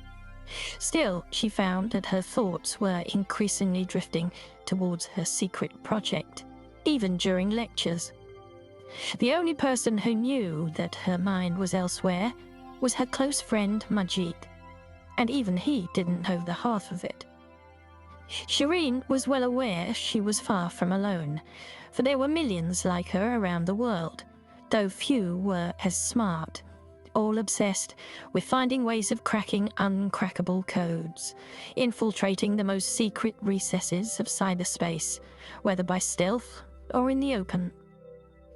She hated the generic term cyber-terrorism, which was used by the authorities to include anyone who preferred the anonymity of the dark web. At least it meant that cybersecurity remained a lucrative career of choice for many young computer science graduates around the world. But while Shireen acknowledged that there were people who wished to use cyber attacks to harm humanity because of some ideology they had bought into, she felt she was part of a more benign and altruistic movement of cyber hackers. She was a SIB, and she was proud of it. She saw the aim of the SIB movement as exposing injustices permitted in the very name of global cybersecurity. Not that the authorities would see it that way if she were ever caught. She smiled to herself. I'm too clever to be caught. Born in the early 2020s, Shireen had not known a time when quantum key distribution was not the standard means of securing online data. She knew from her cryptography classes at university that until the mid-20s, data had been protected online using public key crypto systems like RSA. Several months ago, while staying with her elderly great-aunt Pt.1 in Isfahan, she had tried explaining encryption to her. If I ask you to multiply two big numbers together, Auntie, say 193 times 569, could you give me the answer? Not in my head, dear, but I can do it easily enough on my tablet, her aunt had replied, holding up the old-fashioned device close to her mouth. It amused Shireen that the elderly woman, like so many of her generation, still didn't trust the technology of augmented reality, preferring archaic handheld tablets. There was even still a market for early 20s smartphones. Her aunt began speaking into her device. Tablet, multiply 100 and you'll find it's 109,817. Did you just do that in your head? If so, I'm very impressed. Actually, no, Auntie. I've used this example before, so I just remember the answer. Now, what if I asked you to work out the only two numbers which, when multiplied together, give 109,817? Could you do that? Isn't that what you just asked me? Said her aunt, looking genuinely puzzled. No, said Shireen, feeling a little exasperated. The first time I gave you two numbers to multiply and asked for the answer, which is straightforward. But now I've given you the answer and I'm asking you to do it in reverse. Well, it's 500 and something times. I mean, if I had a pen and paper... Please, Auntie. I meant if I'd started the conversation just with the big number. The old woman had laughed. I know, dear. I'm teasing. Okay, bear with me. You see, the first problem, multiplying two numbers together, however big they are, can be done on any calculator. Lots of people can even multiply two 3-digit numbers in their heads easily enough. But the reverse used to be an almost impossible task. It's called finding the prime factors of a number. When you were young, that would have been how your credit card details were stored securely online. Public key encryption. I remember it well. And I remember the panic when the first quantum computers came along, and nothing was secure online anymore. Yep, they could do what no other computer had been able to do before, however powerful, and cracked the problem of factorizing big numbers.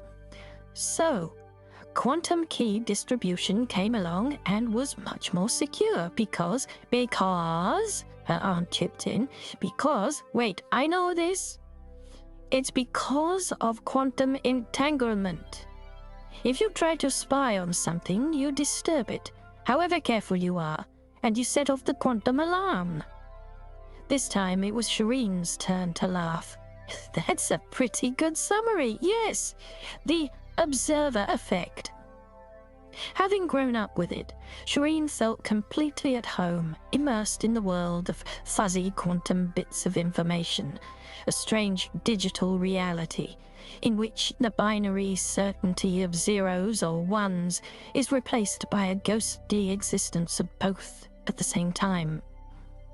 Hers was a world within a world, the vast cyberspace, a universe made up not of physical particles, but of pure information, flowing, interacting, and constantly evolving within its own dimensions. Shireen's talents, of course, ran in the family.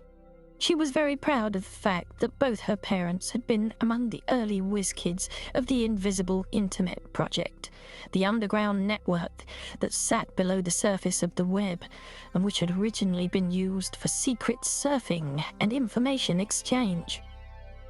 Her father had even worked on the anonymous communication software project, Tor, at MIT, before returning to Iran to join the underground dark web movement of the early 2020s that toppled the Islamic regime. This meant he knew more than most about cybersecurity. Anonymized communication, multi-layer encryption, and so-called onion routing. Her mother had pioneered techniques for hacking public key crypto systems with homemade quantum computers running codes that made use of Shor's algorithm to factorize large numbers. But Shireen was a child of the New World Order, which was dominated by the Code War. When pervasive computing took off in the early 20s, when she was a young child, it still had a name. It was referred to as the Internet of Things, but it was soon clear that it no longer needed to be called anything. In a world where everything was connected to everything else, only her grandparents' generation still used phrases like "look online" instead of just "look." It had begun with home and office appliances linked wirelessly to handheld devices, but eventually everything was networked. Sensors, cameras, embedded nano servers, and energy harvesters were all ubiquitous and built into the infrastructure of the modern world, from buildings and transport to clothing and household items. Eventually, world governments and multinationals woke up to the desperate need for advanced cybersecurity systems, but not before the anonymous hacking of international cryptocurrency banking had brought the world markets crashing down in 2028, followed by the devastating cyber attack 6 months later on the AI system controlling London, one of the world's first smart cities.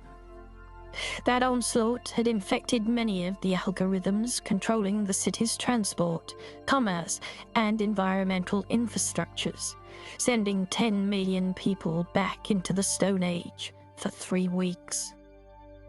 These events prompted action and led to the development of the Sentinels, cybersecurity artificial intelligences that would continuously patrol the cloud, hunting for anomalies, viruses, and leaks. They became the guardians of the larger AIs, or minds, that ran everything from air traffic control and defense systems to power plants and financial institutions. And despite the cyber attack on London in 2008, most large cities were now run entirely by minds. Since the mid-2030s, a constant battle had been raging between the Sentinels and the rogue AIs developed by cyber-terrorist groups sent into the cloud to test them. Shireen didn't feel she truly belonged in either camp, but the Code War fascinated her nevertheless. She rated her talents high, far exceeding those of her parents, which was why she had avoided any mention of her latest project. Not because they wouldn't understand the technical details, but because she knew they would have warned her off. In any case, she was now playing in the big league, and it wasn't just her own safety she had to think about. Her parents would also be in jeopardy if the authorities ever tracked her down. There was a knock on her bedroom door. Come on down and eat, darling. It's time you took a break from your studies." Wearing her VR visor, Shireen couldn't see her mother, but knew she wouldn't set foot in the room for fear of disturbing her daughter's concentration. "It's okay, Mum. You can come in, you know." Shireen had to smile. Her mother was the sweetest person in the world, but could be so naive. She felt a pang of guilt, as she always did, that her mother had mistakenly assumed she was hard at work behind her visor. She blinked several times in rapid succession to turn down the volume of the music she was listening to. She was everything her mother wasn't: brash, self-confident, and subversive. On the walls around the house, there were old hard-copy photos in picture frames of her mother when she was a young student, around Shireen's age, showing her still wearing a headscarf, the strict Islamic dress code that had been enforced in Iran for half a century. And here was Shireen in her shorts and t-shirt, with VR headset wrapped around her bright pink cropped hair, and tattoos covering more than half her body. This played to her advantage. The more her parents focused on their daughter's rebellious fashion sense, the less they were likely to notice her cyber-hacking projects. Of course, they knew she wasn't spending all that time in her room on her studies, but they would have been mortified to discover what she was really working on.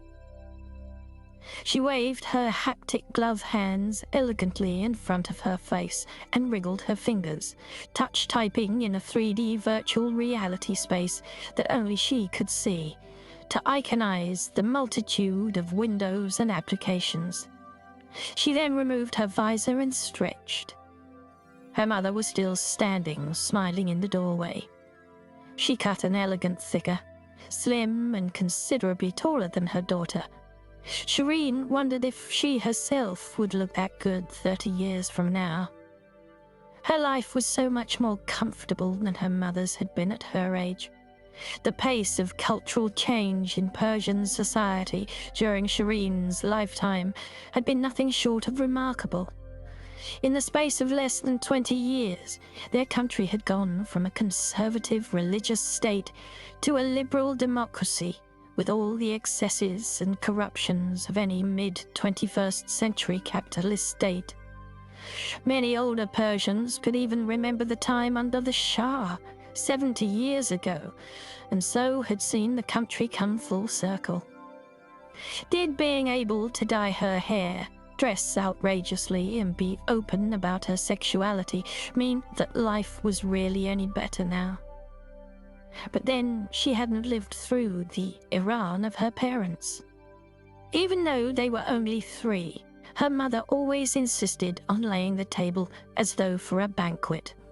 Even the large dish of rice at the center of the table was a work of art, with saffron-colored grains piled in a neat spiral over plain white rice, and raisins and almonds sprinkled on top. Then there was the fesenjoon. She was again suddenly conscious of how hungry she felt.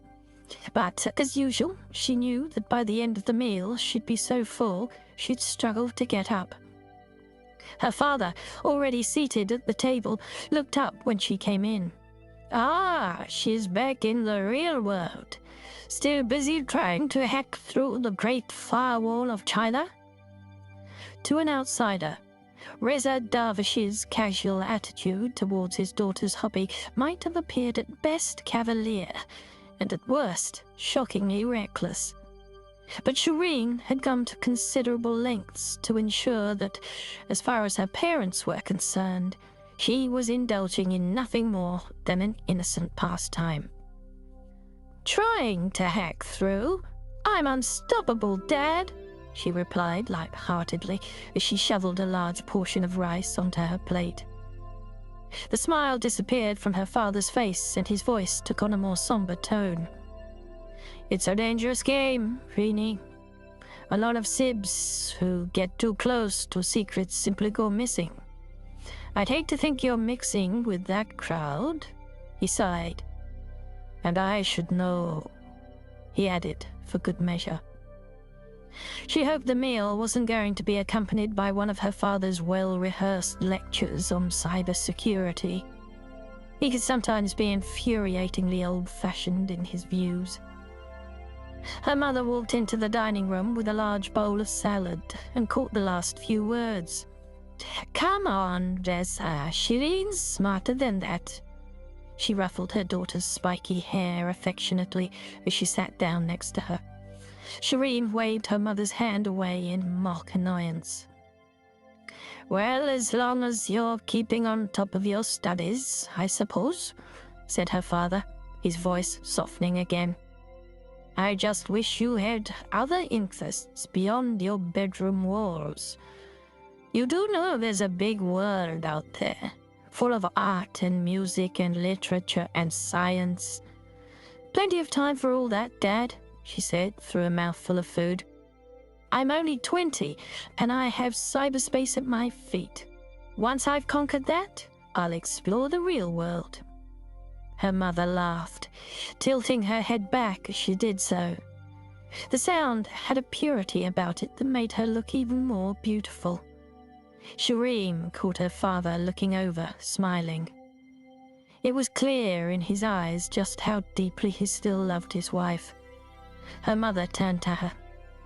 "If this were 20 years ago, we'd have been looking for a husband for you by now," she joked. For all their middle-class, left-leaning liberal secularism, her parents still identified with their Muslim culture. Shireen found this poignant and somehow comforting. Persians were stubbornly proud of their rich history, sometimes infuriatingly so. But then they did have 5,000 years of history to call upon. Anyway, Shireen had not found the right time to tell them that they should give up any hope of having a son-in-law. One day, Iran would truly catch up with the rest of the 21st century, and then her parents might get themselves a daughter-in-law.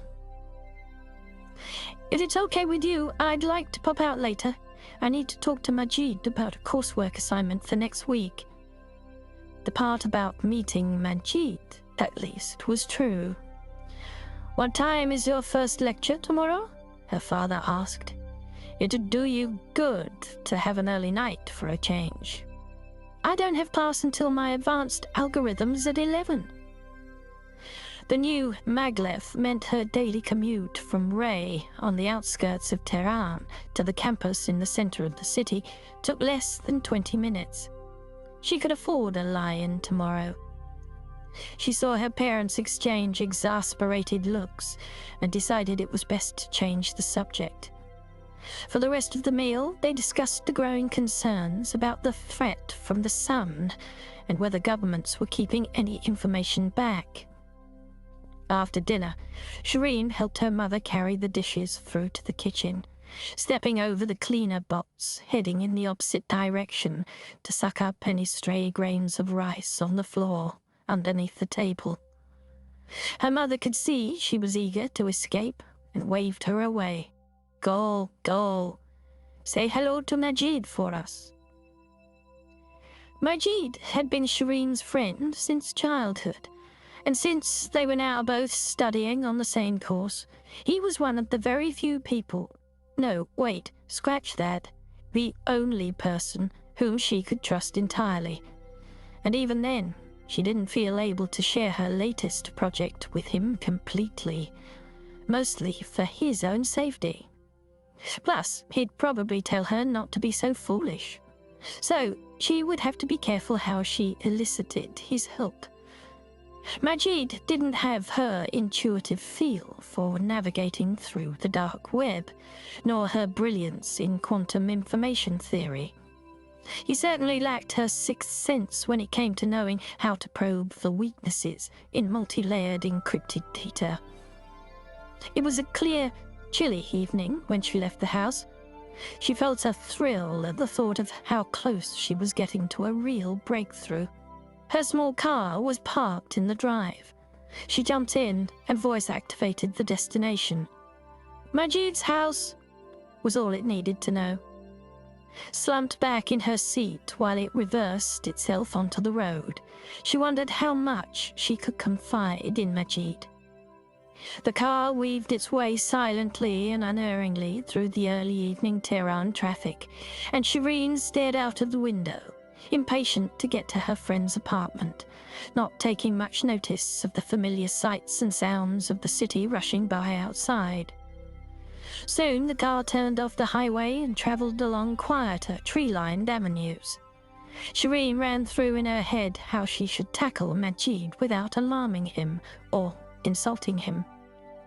It wasn't his views or advice that she was interested in eliciting, but the use of the quantum computer he had recently acquired, or rather, that his father had bought for him. Strictly speaking, she didn't actually need a quantum computer to hack into a quantum key distribution repeater system, but the firewalls around it were impregnable. There was no way they could be watching her watching them, whoever they might be. She felt confident that running her algorithm on his machine would be the final phase, when she would at last gain access to files that had been better protected than anything she had encountered before. She still had no idea what those files contained, but the way they had been encrypted and hidden bore all the hallmarks of ultra-sensitive government secrets, probably Chinese in origin, red rag to a bull for any self-respecting Sib.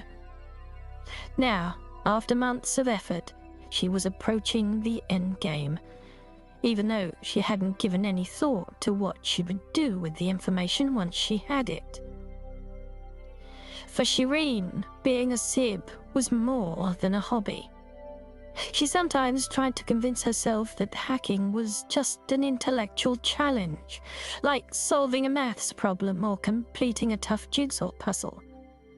But the truth was that she was addicted to it. Her desire to break an unbreakable code was no different to the obsession of an old-fashioned safecracker, and the dangers of getting caught were just as real. With her thoughts already on abstract lines of coding, Shireen watched the world go by. Couples wrapped up against the chilly evening air, out for an after-dinner stroll, and late office workers eager to get home after a long day, overtaken by joggers in colourful kit, preferring the fresh evening air to their virtual reality treadmills. She didn't ping Majid until her car pulled up outside his apartment. That way, he couldn't make any excuses about wanting an early night or being too busy. "Hey, Haji, I'm outside. Can I pop up for an hour? I need the use of your new toy, and you know how you just live to make me happy." Haji was her term of endearment for her friend, who had been on a pilgrimage to Mecca with his grandfather when he was 10. He hated the nickname, which was why Shireen enjoyed using it. "Yeah, okay, but not for long. I've got a class in the morning." She heard the sigh of resignation in his voice. He buzzed her in. "Thanks.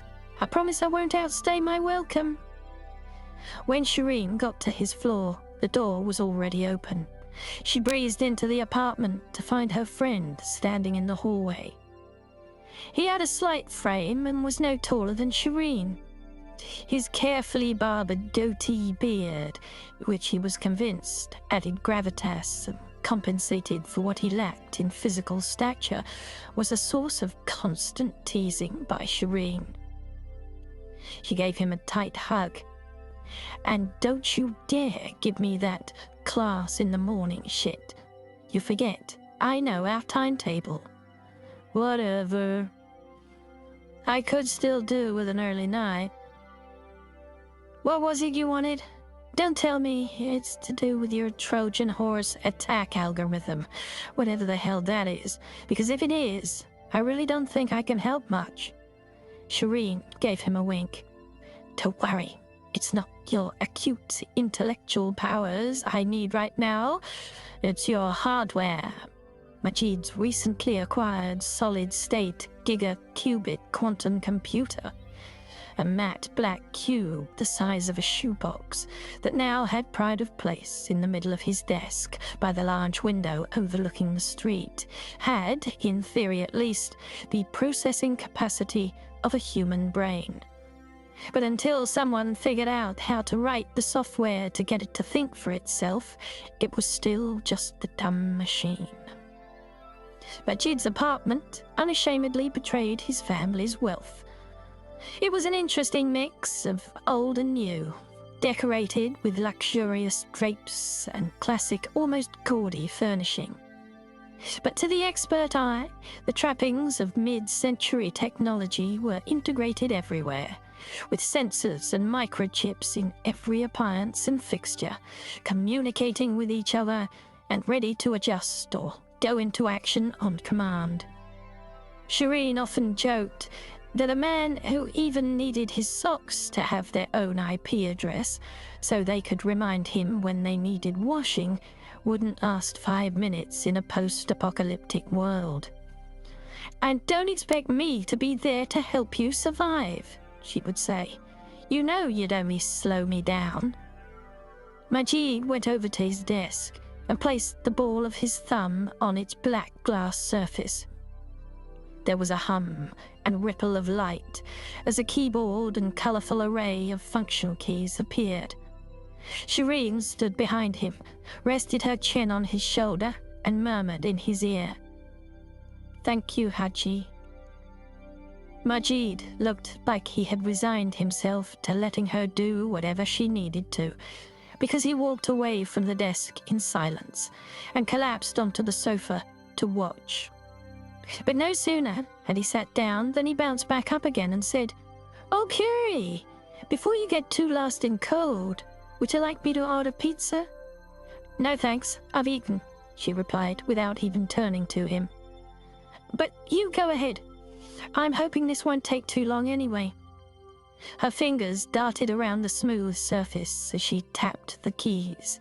Then she spoke a few commands into her wrist pad to allow the computer to identify her.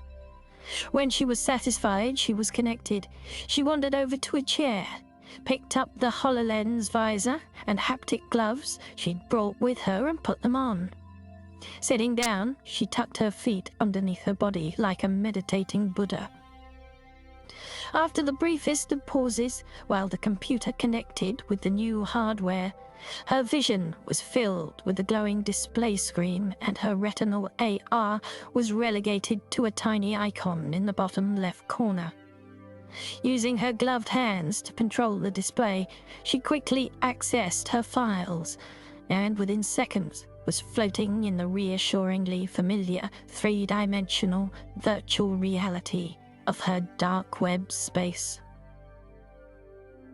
Right then, this is it. She felt a surge of adrenaline as she contemplated what she was about to do. As she always did when she was concentrating, she began to talk through the steps she needed to follow, providing herself with a running commentary as she worked.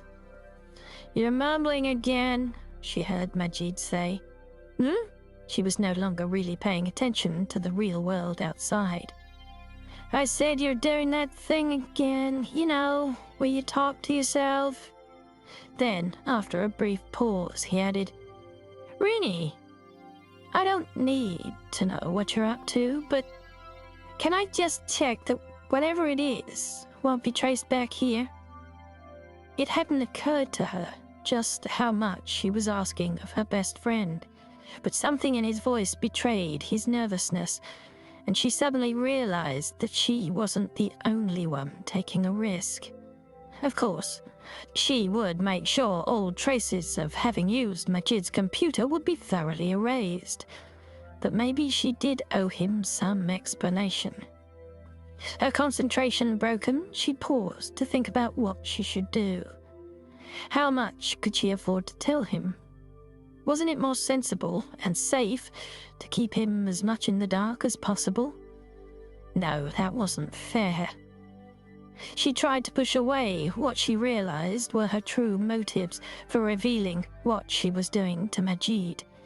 If she was honest, it was really more about her. Opening up would be a mixture of a boast and a confession. She felt full of nervous energy at the prospect of sharing her ideas with another person, even though she guessed he would struggle to follow all the details. She took off her visor, untucked her legs again, and turned to face him. He was staring at her like an affectionate puppy. Under all her bravado and tattoos, Shireen was well aware, because she had been told so on many occasions, that she was elfishly attractive, and she also knew that Majid had feelings for her that went beyond friendship. But they had an understanding, and he knew those feelings would never be reciprocated. Okay, Majid, I'm going to let you in on my little project. She pulled off her gloves to signal that she was going to devote all her attention to him for the next few minutes. You know, I've been trying for ages to find a way through those new encryption protocols I told you about. Yes, but just last week you said, I know, interrupted Shireen eagerly. Last week I said that was impossible, right? Because the Chinese had increased the number of their sentinels protecting the repeater stations. She knew that Majid was familiar with the basic science, but unlike her, he was less than comfortable with the whole subject of quantum key distribution. He sometimes confessed to her that he should never have chosen computer science as his major at university. Why couldn't he just have opted for a simpler subject, basically anything that didn't involve the counterintuitive ideas of quantum physics? Well, that was last week. I think I may have found a back door, Shireen continued. There's been some rather busy traffic recently between the Chinese authorities and other governments, and all the communications have been locked with unusually high levels of encryption, so I'm pretty sure there's something big going down that is being kept very hush-hush. Something big? Majid almost shouted. Are we talking international espionage, or just your crazy conspiracy theory shit? He chewed his top lip and ran both hands over the back of his shaven head. 2 years ago, they had both been arrested during the student anti-corruption riots. Luckily, his father had sufficient influence to get the charges against them dropped. But the incident meant they had needed to be more careful. Shireen tried to reassure her friend. Don't look so worried. You know that I know what I'm doing, right? I know you think you know what you're doing, and okay, I don't know any sibs smarter than you, but how can you be so sure you're not biting off more than you can chew this time? Because... Shireen jumped out of her chair with renewed excitement and onto the sofa next to Majid. Because I think I've found 2 weaknesses. The first, which I've suspected for a while, is a vulnerability in the repeater control system that allows me to hack into it. The second, and this really is quite beautiful, is a weakness in the cloning algorithm in the repeater, which means I can make a copy of the quantum key without it affecting what's sent on to the genuine recipient. Majid was gaping at her. All I need is for a window to open up for a few seconds. I can get in, copy the key, and get the hell out again. She sat back and looked at Majid's reaction, then looked over at the black box on his desk containing the quantum computer. And that's why I need your new toy. However, Majid looked anything but reassured. He leaned forward and grabbed her by the shoulders. For a brief moment, she wondered whether he was going to try and shake some sense into her. Instead, he said, "But the whole point of quantum key distribution is that you can't eavesdrop without giving yourself away. I may not be as smart as you, Rini, but I know enough from my quantum cryptography classes that this is the whole fucking point of the system. Any attempt to break the code disturbs the delicate quantum entangled state and sends an alert to the source, which then immediately switches to a different encryption key. Wasn't that the subject of last week's lecture? Something about the Eckert 91 protocol? Shireen grinned, suddenly feeling even more pleased with herself. I know. Foolproof, right? And you know as well as I do that every SIB in the world is looking for new attack strategies that target vulnerabilities in the system.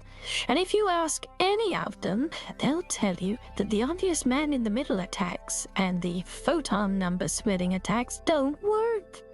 In fact, government and corporation sites don't even bother following up on these cyber alerts anymore. And that's the beauty of it. They're so cocksure their encryptions can't be broken that no one is watching me. And that's what you think you've done, is it? You found a way of getting hold of the quantum encryption key without detection? A window where the laws of physics are no longer in control? Majid's curiosity had now seemingly got the better of his nerves. He leapt to his feet and paced around the room. Okay, how? This, my dear Haji, is why I will one day rule the world, while you will simply exist to wait on me hand and foot, and serve me bastani and falude until I get so big I explode. You see, I found the one weakness in the system that plays them at their own quantum game, my very own Trojan horse code. It's so quiet, so imperceptible, that no one will ever know I'd been snooping. Okay, Your Majesty, he said, placing both hands on his chest and bowing. But surely, if... Shireen interrupted him, realizing she would have to try harder to explain. Okay, listen. Quantum Information Theory 101, well, more correctly, Basic Communications Engineering, says it's not possible to completely eliminate errors in electronic communications because of factors like noise and signal degradation, right? Well, early quantum encryption systems allowed for key exchanges where the error rate could be as high as 20%. They felt that was acceptable, since any eavesdropper would be too loud and clumsy, and so give themselves away. But then, 10 years ago, those new phase remapping, intercept and resend attacks meant things had to tighten up. Okay, please stop patronizing me, Shireen. She could tell by the impatient look on his face that he still hadn't heard anything he didn't know already. I know that when cyber attacks suddenly grew a few years ago, it was because eavesdroppers got so good they could intercept a tiny fraction of the signal sent during a quantum key exchange, while never pushing the error rate over the 20% threshold, so their attacks were hidden in the noise. But once the authorities discovered this, they worked to bring that error threshold down. He then added for good measure, correct me if I'm being too slow-witted for you. Shireen ignored her friend's indignation. Exactly. So, now only error rates below 3% are accepted as noise and ignored. Anything above that, and you're screwed. The problem has been that no one can eavesdrop quietly enough not to trigger much higher error rates than 3%. Shireen left a dramatic pause to maximize the impact of what she was about to say. Well, no one, that is, until it was figured out by yours truly. She grinned broadly. You see, I found a crucial chink in the armor. It's a weakness in the quantum cloning algorithm. If it wasn't so cool, I'd be thinking of writing a paper on it. But why tell the rest of the world when I can have a bit of fun first? But instead of the unadulterated admiration she had expected, he just stared at her. How can you possibly call this fun? Who else knows about it?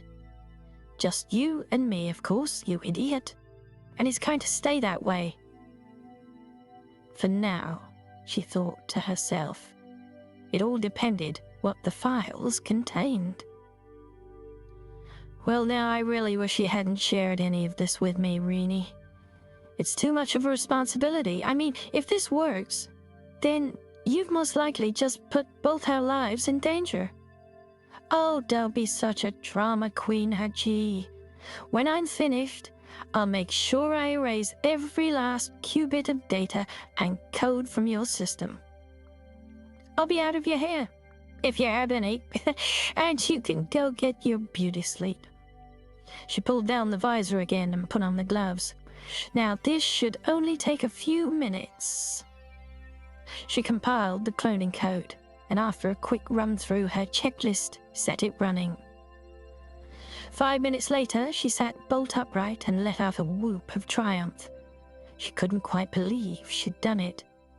She now had stored deep in her dark web file system the passwords that would unlock data no human other than a chosen few was meant to see.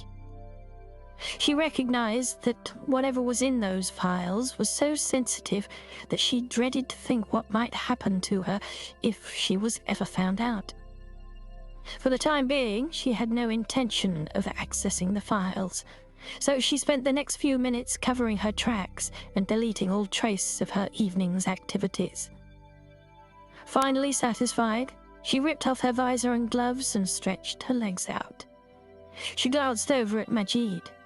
He looked like he was still sulking. "I have a really bad feeling about this," he muttered. She stood up, suddenly feeling exhausted. "Thanks for this, Haji. I'll see you tomorrow morning, okay?" And then she added, "It's going to be fine, I promise." She leaned over and kissed her friend on the top of his head. He looked up at her and smiled weakly. She walked out of the apartment without waiting for a reply and closed the door behind her. Stepping out into the late evening air, she felt elated and full of nervous excitement. She would open the files as soon as she got home. She just hoped that whatever they contained would stop her getting to sleep.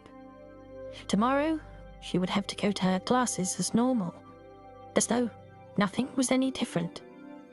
She got in her car, told it to take her home, then began humming to herself. Within minutes of Shireen's departure, a black van pulled up outside Majid's apartment. Oblivious to the chain of events that were already unfolding, Shireen could not know that her life and her friends were about to be turned upside down. Chapter 8. Thursday, 7th of February, Cat Island, Bahamas. Frank Pedersen had been checking the weather updates since he'd woken at 6. He'd been following the news of the storm that was building in the Atlantic and which was heading his way. It certainly didn't look very pretty out there. After half an hour working up a sweat in his gym, he'd eaten a large bowl of muesli and had a cold shower. It was such a warm and muggy morning, he was soon sweating again through his t-shirt. He now prowled from room to room like a caged cat, not able to settle or take his mind off the approaching storm. Frank Pedersen wasn't the sort of man to feel anxious. He'd pretty much always got what he'd wanted in life, and on those few occasions when there was worrying to be done, he'd left it to others. In fact, it could be said that one of his skills was to surround himself with professional worry absorbers. Over the years, people had debated whether his success was due to serendipity, brilliance, or sheer perseverance, the truth being a combination of all three.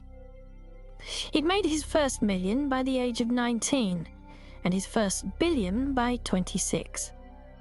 He hadn't achieved this by being particularly ruthless either, just by being, well, lucky, brilliant, and hard-working. Even before he went to California, his entrepreneurial skills, combined with his keen eye for the next big thing in computing, had attracted lucrative job offers from several up-and-coming tech companies. That was at the turn of the millennium, when a lot of smart, computer-savvy young people were beginning to shape the course of history. But even though he was eager to get over to Silicon Valley to be part of the IT revolution, Frank wanted to do things his way, which he duly did. Much to his parents' initial disappointment, he'd left Aarhus for San Francisco and never looked back. Throughout his career, he never deliberately courted or achieved the fame or star quality of others of his generation, such as Zuckerberg, Dorsey, Page, and Brin. But then his self-belief meant he had only ever needed to impress one person: himself. Now, with 2 marriages behind him, a business empire that pretty much ran itself, and no more mountains left to climb, he had taken early semi-retirement to enjoy the quiet solitude of his own company and his 2 German shepherds in a secluded villa on top of a hill on a remote Caribbean island. The villa had originally been a hermitage built by a Roman Catholic priest just before the Second World War, which he had instantly fallen in love with. Although he had spent millions converting the old building into a 21st century fortress, he had refused to invest in a decent road up from the small town of New Bight, a few kilometers away on the west coast of the island, deciding that he preferred the isolation afforded by the steep rocky climb to reach him. Not that Frank Pedersen thought of himself as a recluse. 45 years of keeping his finger on the technological pulse of the planet wasn't an addiction he wished to be cured of. Anyway, who was ever truly alone these days? But he was feeling pretty cut off and alone this morning. This storm was looking increasingly ugly. Truth be told, it had been a pretty unremarkable hurricane season, with fewer than the average number of tropical cyclones being promoted to hurricane status. One of the consequences of the changes to the Earth's climate over the previous 2 decades had been the extension of the traditional autumn Atlantic hurricane season well into December and even January. However, this new one, quickly dubbed Hurricane Jerome, was late by any standards. Not only that, but it had skipped several stages in the usual life cycle of such storms, which would typically build up from depression through tropical storm to full-blown hurricane within a matter of several days. Instead, it had jumped from nothing to a Category 5 in just a few hours. Yesterday evening, when he first heard the news of the storm, he'd been advised by friends and associates back in California to get the hell out. After all, it was their job to worry about him. His heli had been flown over to the island and sat waiting on the tarmac 6 kilometers away. A quick call from him and it could have been at the Hermitage in a matter of minutes to whisk him away to safety. However, he insisted this was an unnecessary precaution and had instead ordered it to fly back to Florida, 500 kilometers away, without him. He'd experienced 6 hurricane seasons on Cat Island and had never seen the need to flee, preferring to stick it out here just like he always did. After all, the Hermitage was designed to withstand anything nature might throw at it, particularly since he'd had its walls reinforced with criss-cross beams of a steel graphene alloy, making it no more likely to blow over than the hill itself. And its situation at the top of Como Hill meant that, unlike the town below, it was safely above the high point of even the most formidable tsunami. Nevertheless, this morning he was starting to feel that his decision to stay might have been somewhat imprudent. And Frank Pedersen never made imprudent decisions.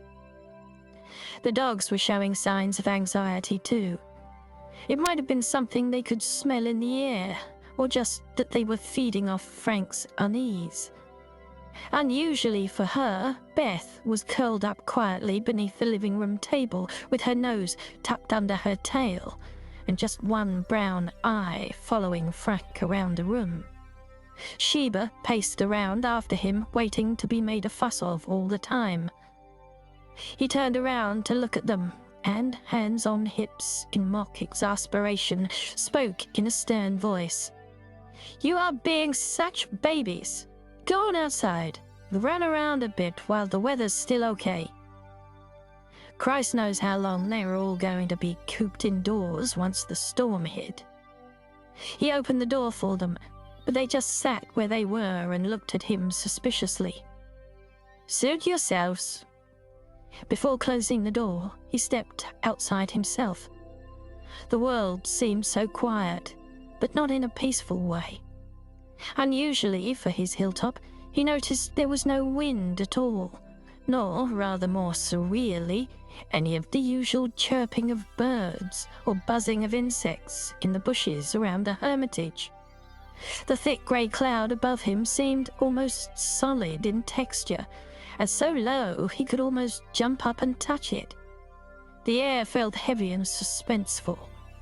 It was as if the world was full of pent-up energy, like a compressed spring waiting to be released. He wandered back, closed the door, and went to the kitchen for a beer. 10 o'clock in the morning wasn't too early, was it? Of course it wasn't. And it might help cure him of his stupid jitters. He'd bought the Hermitage 11 years ago, and it had taken him 5 years to renovate it, essentially to transform it from a crumbling stone shell to a high-tech luxury villa. For years before he'd bought it, it had served as no more than a tourist destination, mainly on account of it being situated at the highest point in all of the Bahamas, or rather, of what was left of the Bahamas, since the rising sea level had consumed almost 3/4 of the island's land. Frank had always enjoyed his holidays in the Caribbean, and had happily donated hundreds of millions of dollars of his personal wealth to relief funds over the years. In fact, Cat Island, where he had decided to settle, had emerged remarkably unscathed by virtue of protruding a few tens of meters higher above the water than the other islands. He took out a bottle of calic from the fridge and twisted off the cap, then wandered back to check yet again for a weather update. The center of the living room was taken up with a real-time, high-resolution, 3-dimensional hologram of Hurricane Jerome. Frank stood in front of it and took a deep swig from the bottle. The swirling mass of cloud was spinning slowly and dragging its spiral arms like tentacles around its edges. It certainly looked like one mean motherfucker. There were interspersed flashes of light at the bottom, where lightning discharged the storm's huge electrical energy into the sea. He found it interesting that the hurricane's name was the same as that of the priest who'd built his hermitage. The Right Reverend Monsignor John Hawes had also been known locally on the island as Father Jerome. Meteorologists were already claiming that Jerome should be designated a Category 7. When he'd first settled on Cat Island, Frank had taken a serious interest in hurricane classification and was aware that a new Category 6 had recently been added beyond the previous highest 5, which had been deemed insufficient to describe hurricanes with wind speeds over 280 kilometers per hour, as had been recorded with increasing regularity in recent years. This morning, drones and satellites tracking Jerome had recorded sustained wind speeds of well over 350 kilometers per hour. He flicked through the different networks on his hollow display and stopped at the BBC News channel. Frank stood and watched as the young meteorologist explained in a very excited voice what was so special about this particular super hurricane. Scientists have known for over a century that galactic cosmic rays, subatomic particles reaching us from deep space, could adversely affect the weather on Earth, but they were mostly of academic interest only. After all, the Earth's magnetic field has always done its job of deflecting most of these particles before they got too close to the Earth's surface. The only other group of people there had been of any consequence to were satellite manufacturers, who had to build in appropriate shielding to avoid their sensitive electronics being fried. But now, the conjunction of two occurrences is having a dramatic effect never experienced before by humankind. Frank was well aware that his own business empire relied critically on the reliability of communication satellites. And while none of his own had been affected by the CME that had struck over India last week, he was becoming increasingly worried about the potential risks of the weakened magnetic field. The meteorologist, meanwhile, was now in full explainer mode. Firstly, the Sun happens to be going through its solar minimum right now, the low activity stage of its 11-year cycle, which means that its own magnetic field, the heliosphere, is much weaker, so the number of galactic cosmic rays that can now reach the Earth is higher. Secondly, the dramatic weakening of the Earth's field itself, which we have been hearing a lot about of late, means that these cosmic rays can penetrate to much lower levels of the atmosphere, ionizing the air, which in turn seeds thick, giant clouds. This increased ionization also causes the electrical conduction of the lower atmosphere to increase dramatically, creating exceptional temperatures and pressure gradients over heights of just a few kilometers. Our models predict that already violent storms are able to feed off this electrical energy. To make matters worse, over this past week, astronomers have observed a sharp spike in the intensity of cosmic rays hitting the Earth and are busy trying to locate the source. I'm told, and this is of course not my area, that a powerful supernova, an exploding star in a nearby galaxy, may be responsible. Frank was beginning to feel a little incredulous. Having to cope with higher levels of radiation, even hurricanes, was one thing. But exploding stars in nearby galaxies? Come on. Seriously? In any case, this sudden surge in cosmic ray intensity is giving us some interesting, to say the least, weather conditions. And this is now evident over the mid-Atlantic, where dramatic changes in atmospheric conditions are having a profound effect on the hurricane season. The warming ocean has already resulted in more severe and frequent storms, but it appears that Hurricane Jerome is the first true superstorm to draw on this vast new source of energy from space. It's basically plugging into the power source of distant exploding stars. And as we can see, the results are quite stunning. Stunning might be an adjective appropriate for someone safely watching from the other side of the world. But when you were in the hurricane's path, if anything, Hurricane Jerome is just getting started. Thousands of meters above the sea, more and more storm clouds are now coalescing and joining its giant swirling vortex. The winds in its outer wall are, at this moment, sweeping across the ocean in a circle 1,200 kilometers in diameter, at well over 160 kilometers per hour, whipping it up, and this is combined with exceptionally low atmospheric pressure just above the surface of the water. This means... Frank had heard enough. He turned away, commanding the hollow off as he did so. Normally so rational and logical, he decided that discretion was the better part of valor, and that it was probably time to head for the safety of the wine cellar. He wandered around the villa, collecting together the few essential supplies he'd need for a day or two underground. Bedding, food and water for him and the dogs, several LED lamps, the portable hollow, an induction charger, and a couple of e-pads.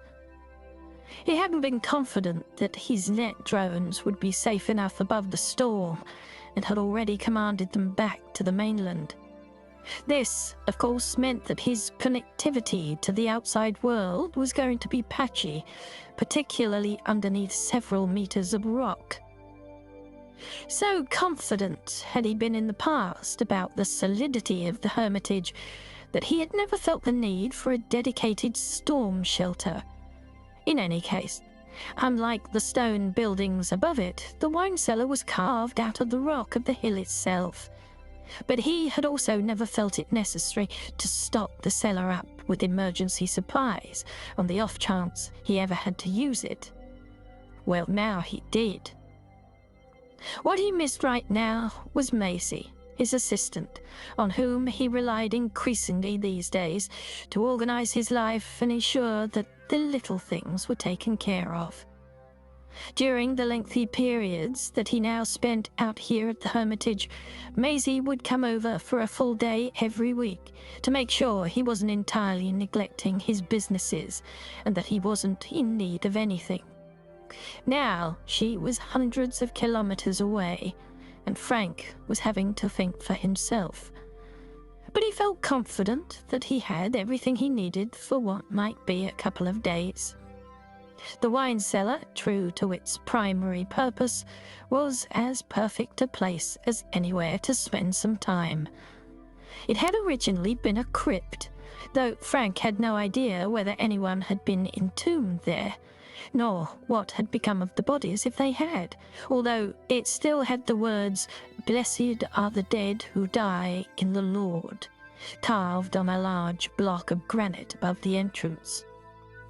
To reach it involved going outside, crossing the courtyard, and descending several roughly chiseled steps to approach from the side of the rocky outcrop on which the hermitage was built. Frank had had a thick oak door put in to replace the metal gate that had previously blocked the entrance. So, his wine collection, last valued at well over $1 million, was safe within the crypt's cool and dry conditions. The dogs had initially been reluctant to abandon the safety of the house and had taken some coaxing. Then, when he'd left them in the cellar to return to the house for a few more bits and pieces, they had started howling, clearly spooked by the approaching storm. Finally secure, with vault doors safely closed, Frank could hear that it had started raining heavily. The wind had suddenly picked up too, and was now howling around the building above his head. He mentally ran through his checklist to make sure he'd not forgotten any crucial items he might need. Although, if he had, it was too late anyway. There was no way he would be going back up now.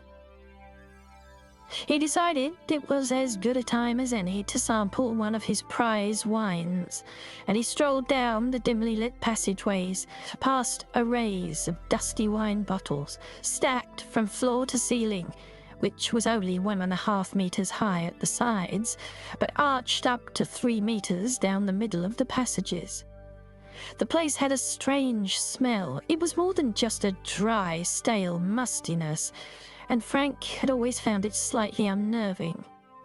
It was an imperceptibly faint, sweet stench of rot, as though the place wanted to cling to its original role as a resting place for the decaying flesh of long-dead inhabitants of the island, and that Frank and his precious wine collection were merely temporary intruders. He settled on a modest Malbec, and wrapping it in the bottom of his t-shirt, he twisted it round to wipe it clean, transferring its filthy film of dust to his clothes. He then wandered back to the deeper end of the cellar, where the lighting was better and the noise from the outside fainter. The dogs, sitting side by side a few feet away, were watching him intensely. "You two girls okay? Come on, this is fun." They both jumped up eagerly and trotted over to him to be made a fuss of, reassured that despite his earlier tension, their master now appeared more relaxed and calm. Frank knew they would hate not being able to go outside to do their business. Come to think of it, he wasn't particularly delighted by the prospect of shitting in a bucket either. He hoped it wouldn't come to that. Fuck, toilet paper. Oh well, too late now. The storm raged outside. The noise was now deafening. Suddenly, without any warning flicker, the lights went out. The solar-powered generator must have been knocked out. He reached down in the pitch black to the floor by his feet where he remembered he'd left the LED lamps and felt around for the nearest one. He picked it up and switched it on. He left the others off, but still within reach. No need to use up their charge unnecessarily. Beth and Sheba settled down again, now that they knew Frank wasn't abandoning them, and both curled up on the filthy floor under the old wooden bench. He opened the bottle of red, feeling pleased with himself for remembering to bring down a wine glass.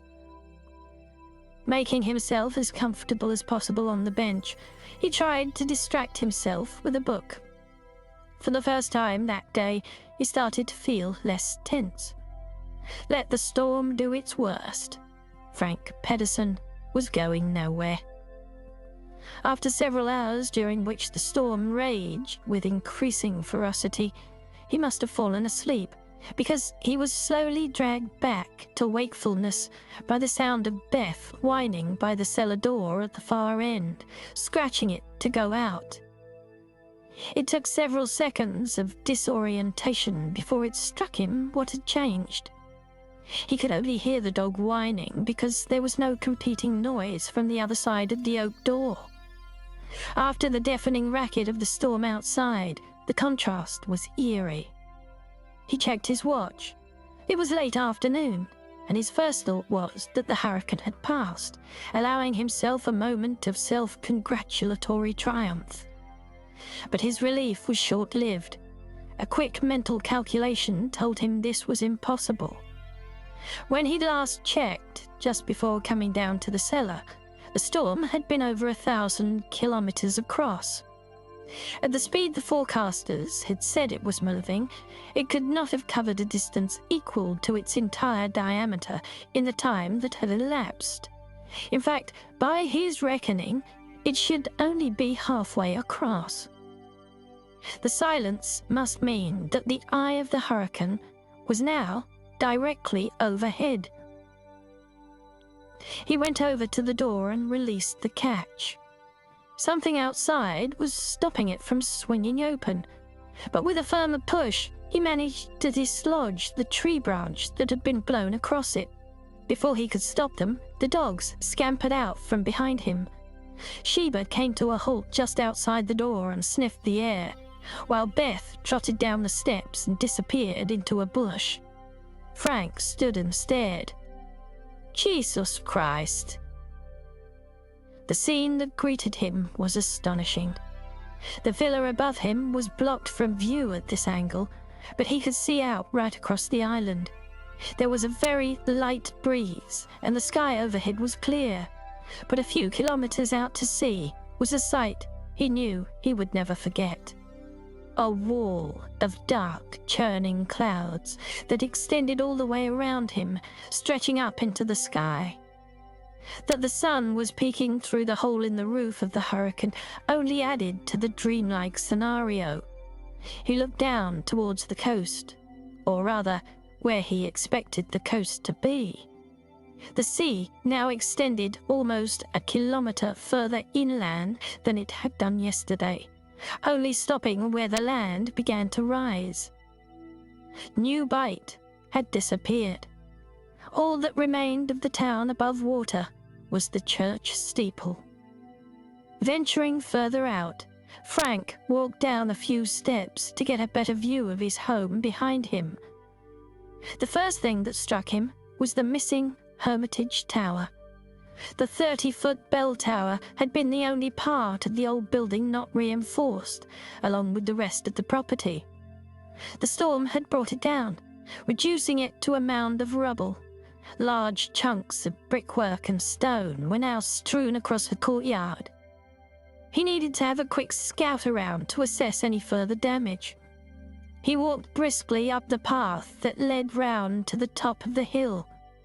A wave of relief washed over him as he saw that, apart from the bell tower, the rest of the hermitage was relatively undamaged. Luckily, it appeared that the back of the building had taken the brunt of and survived the full force of the winds. He scrambled over the scattered bricks, knowing he didn't have long before he had to get back to the cellar. Looking back the way he'd come, he caught a glimpse of both dogs troughing back inside. Relieved at his animal's good sense, he started back across the courtyard himself. It occurred to him that if the first half of the hurricane had battered the back of his house, then it would now be the turn of the front to bear the brunt. Oh well, if he had to rebuild the place, then so be it. Zigzagging his way across the courtyard around the ruins of the collapsed tower, he was about 10 meters from the steps when he felt the winds suddenly pick up. Puzzled, he turned round. The approaching wall of the storm had been over to his right, and so he hadn't seen how close it was. Now, it was patently obvious that he had utterly misjudged how fast it was moving towards him.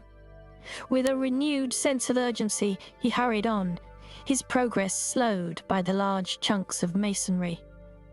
In the space of those few seconds it took him to cover the short distance to safety, the winds sweeping across Como Hill picked up from a gentle breeze to the full force of Hurricane Jerome. Over 380 kilometers an hour. Frank Pedersen was running now. Or at least, he went through the motions of running, for he was suddenly plucked up off the ground, as though he were no more than a dry leaf caught in an autumn breeze, along with pieces of the hermitage roof and an assortment of tree branches and bushes.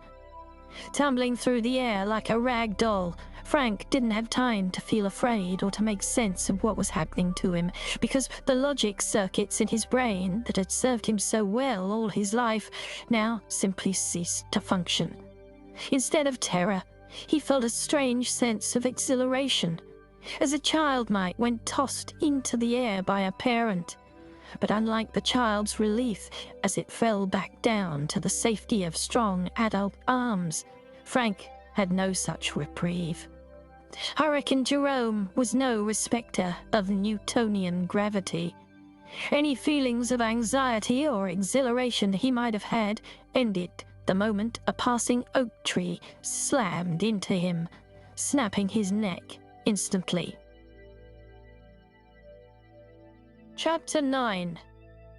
Thursday, 7th of February, off Grand Turk Island, northern West Indies. 600 kilometers southeast of Cat Island, and while a still alive but edgy Frank Pedersen was about to open a bottle of beer, the rain had been steadily falling all morning and was getting heavier. The sea was becoming choppier too, more irritable than tempestuous, but it was clear to anyone who knew the sea that nothing but raw rage lay ahead. Joseph Smith knew the sea. He'd been a fisherman all his life and had a pretty good idea what was coming, but for the time being, his small fishing trawler trudged along happily enough. Given the recent meager hauls, Joseph knew that he couldn't afford not to go out these days, whatever the weather. So, against the wishes of his wife, he had left the village with his son Zane before dawn to ensure a good few hours for a semi-decent catch before they had to turn back. Joseph figured that if there was a sudden change, then they'd need 15 minutes to reel in the nets. Then another hour to get back to shore, if he opened the engine all the way up. On the other hand, why take any unnecessary risks? Maybe it had been foolish to come out at all. Joseph had always trusted his instincts, and his instincts were now telling him to call it a day, albeit a very short one, and head back. It was still only 10:30 in the morning, and they had been out for just over 3 hours, but then no other fool was even out on the water today.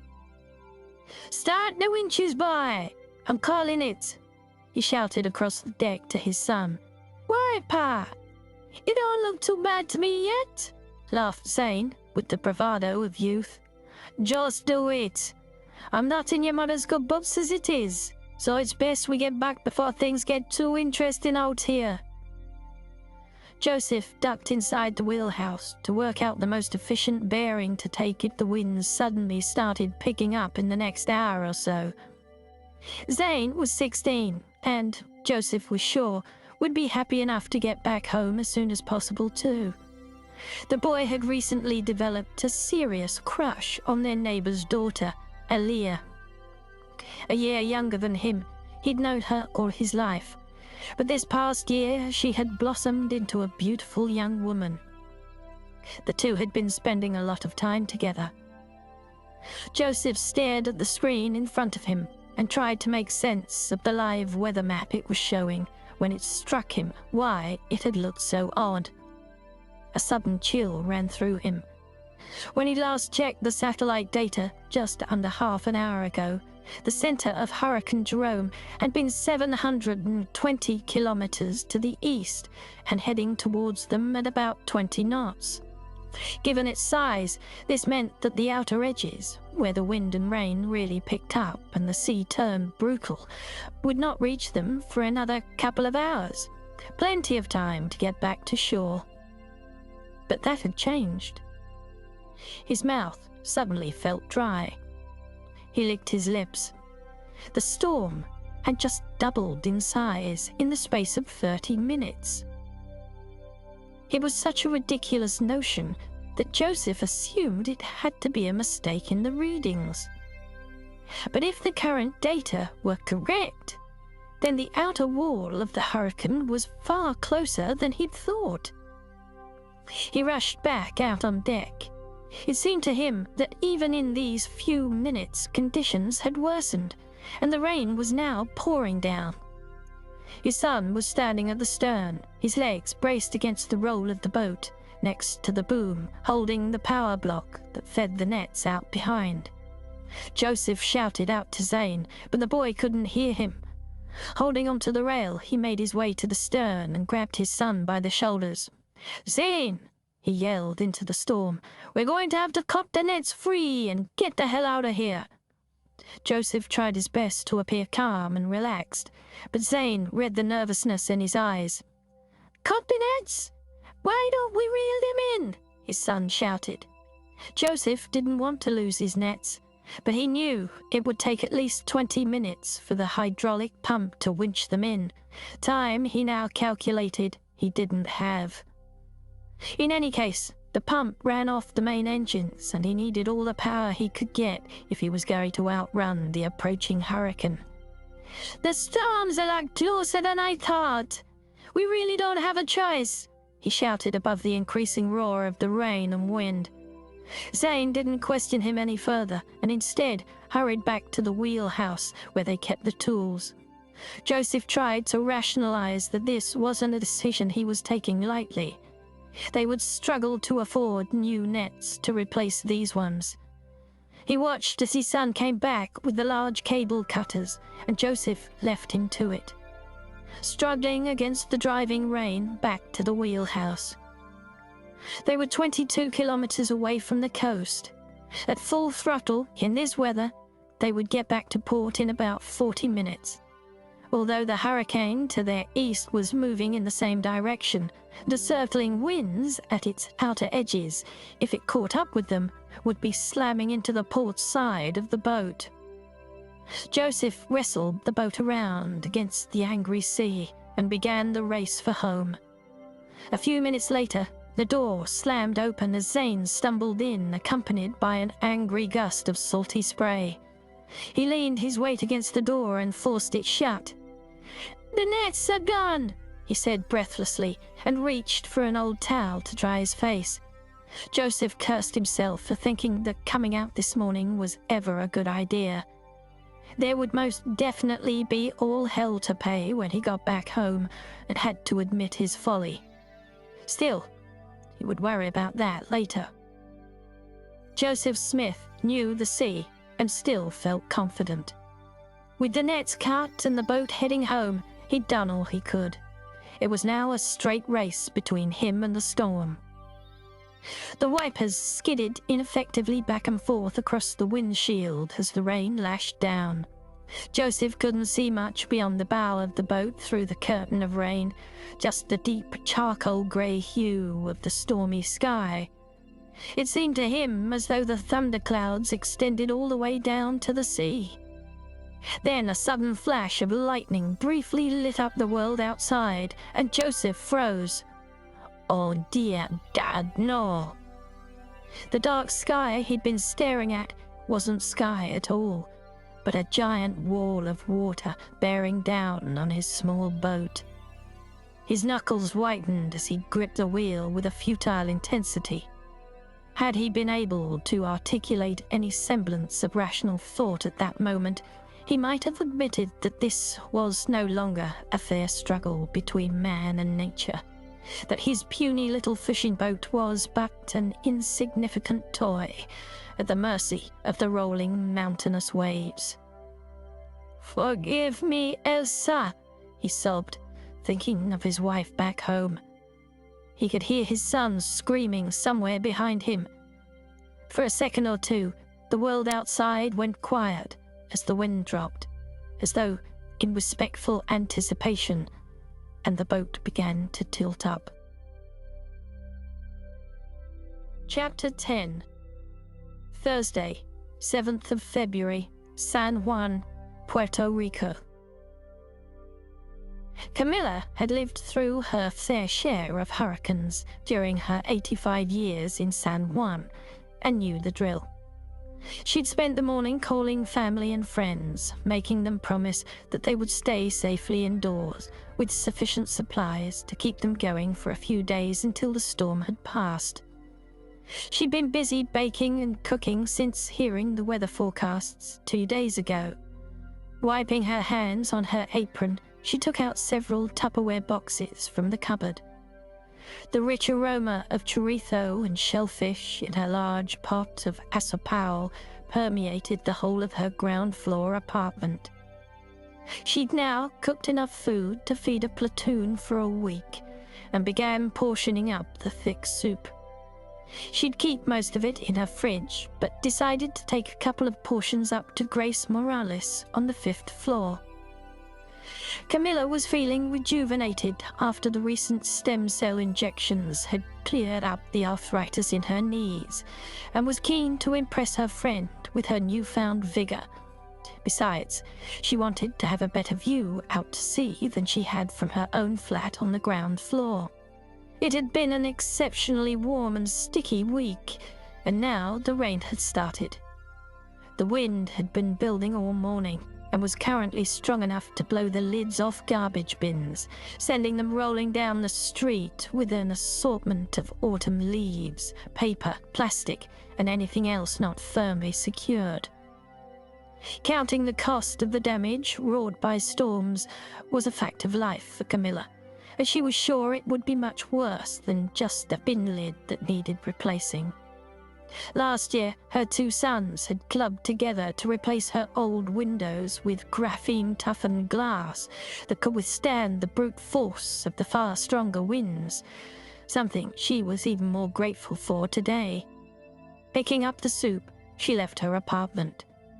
She thought about getting in the lift, but then decided she'd like to see the look on Grace's face after telling her she'd climbed 5 flights of stairs. Grace was indeed impressed by her old friend's regained mobility, though at first she'd been startled by Camilla's breathlessness. "Well, there's no need to show off on my account, my dear," she scolded. "What's the use of healthy knees if your heart gives out?" Camilla still managed to chuckle as she caught her breath. I can see how jealous you are, Grace. No point trying to hide it. Now put the kettle on. She barged past her friend into the apartment. To Camilla's relief, Grace seemed just as unconcerned as she was by the approaching storm. They would keep each other calm. After catching up on family gossip, the two women settled down by the front window with a coffee and a piece of cake. It was a beautiful view to the north, overlooking the laguna to the picturesque district of Condado, an affluent tree-lined neighborhood with hotels and apartment blocks that, in turn, overlooked the Atlantic. To the west was the 130-year-old Dos Hermanos Bridge that linked Condado with the entrance to Old San Juan. That is, it would have been a beautiful view, but not today. Over the next hour, they watched as the storm continued to build outside. From their vantage point, they could see the palm trees below them swaying ever more dramatically in the strengthening winds, and as the hurricane approached, their unease began to build. Camilla had lived through hundreds of storms in her life, but there was something different about this one that she didn't like. And yet she couldn't quite put her finger on why she felt a growing sense of foreboding. Had visibility been better, they would have seen the first of the storm surges approaching from out at sea. As it was, Camilla could just make out the other side of the lagoon. Through the driving rain, she saw a few foolish motorists still out on the roads, despite the tsunami warnings that had been broadcast all morning, including several cars crossing the Dos Hermanos Bridge spanning the lagoon, trying to reach safety as quickly as they could.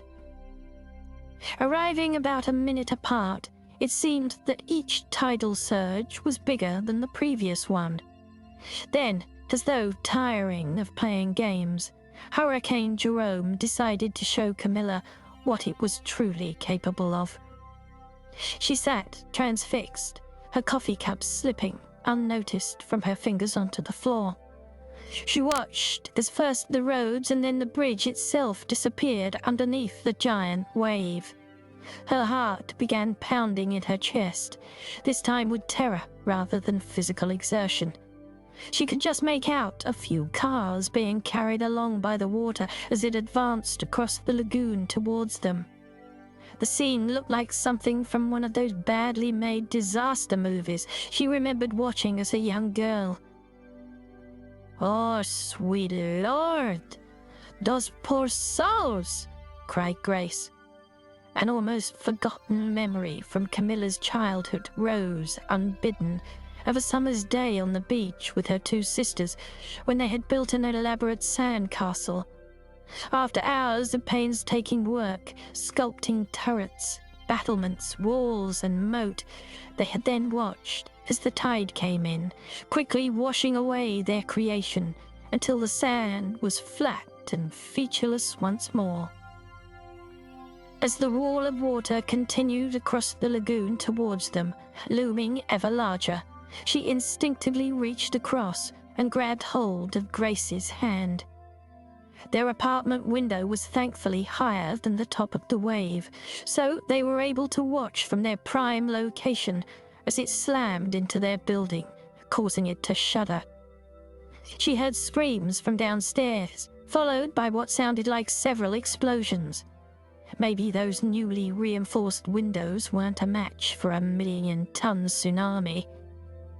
The wave had reached as high as the floor below them when it hit, but now subsided so that only the first 2 floors of the building were underwater.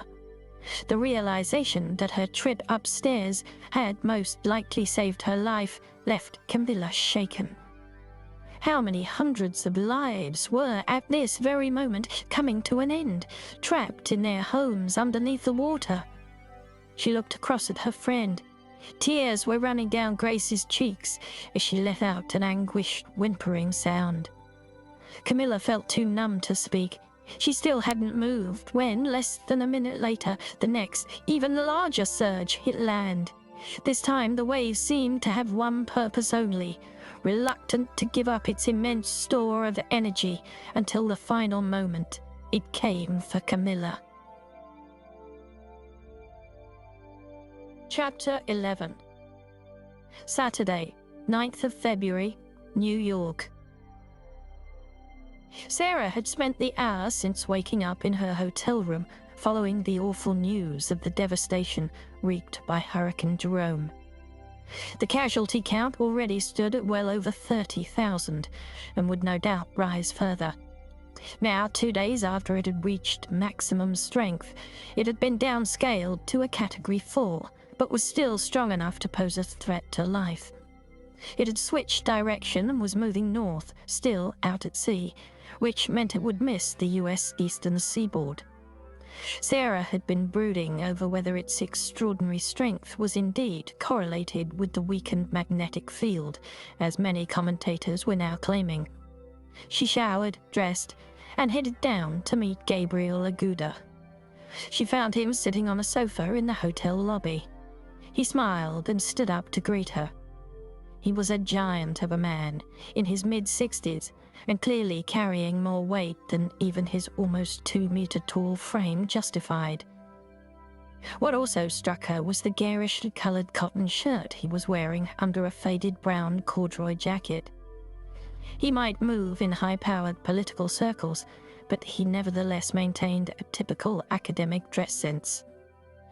"Dr. Maitland, Sarah, if I may, it's good to meet you at last." He extended an enormous hand. Sarah shook it. There was something else about him that didn't fit the mental image she'd formed from his profile and the photos she'd found online, but she couldn't put her finger on it.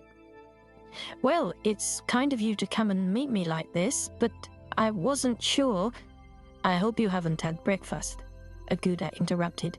"There's a nice pancake place just across the road, and we have a lot to discuss before this morning's meeting. And do, please, call me Gabriel." They stepped outside.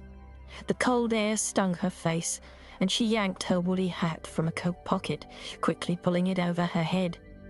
All around her were signs that the normally stoical New Yorkers were nervous and preoccupied.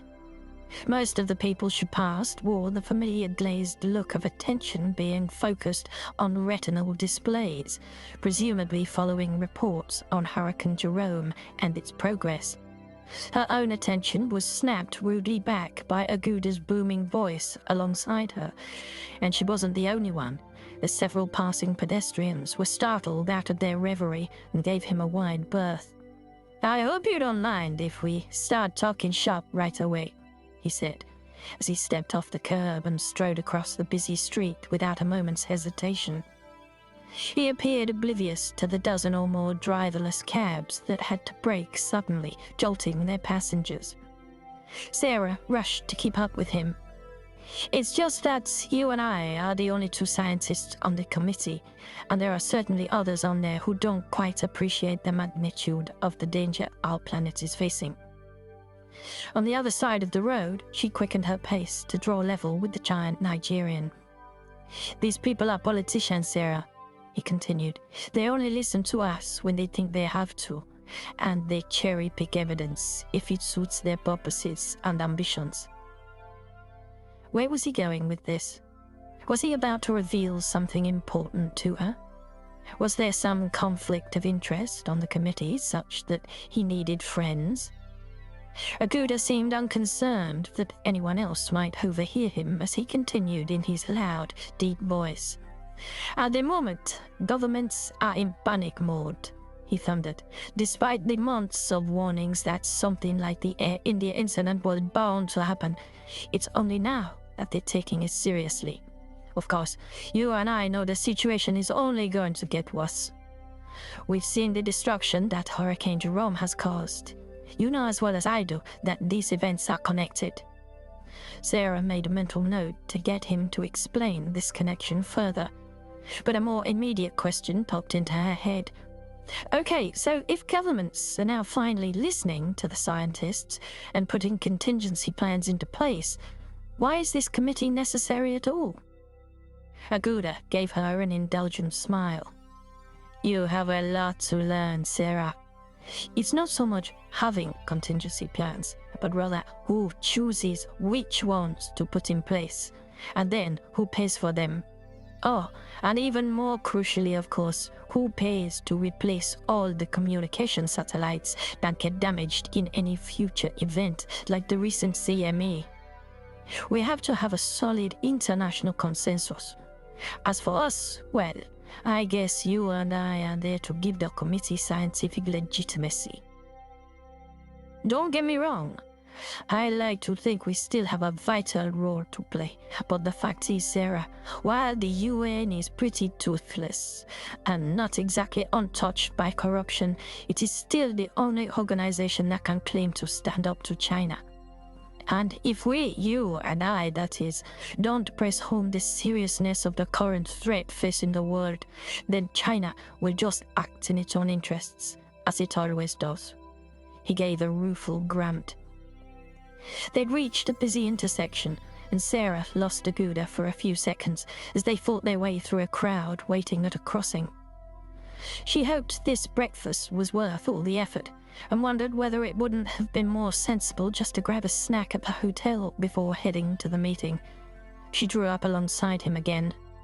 None of what he'd said so far was news. Sarah knew full well that the UN had struggled for many years to ensure that its voice was heard on the world stage. But she had detected an urgency in Aguda's voice that hinted at something more, something he wasn't telling her. It felt as though he was rather too keen to win her over to his side. But if so, what or who were the opposition? Before she could quiz him further, they arrived at the diner. The place was packed, but the warmth provided a welcome respite from the sharp cold outside.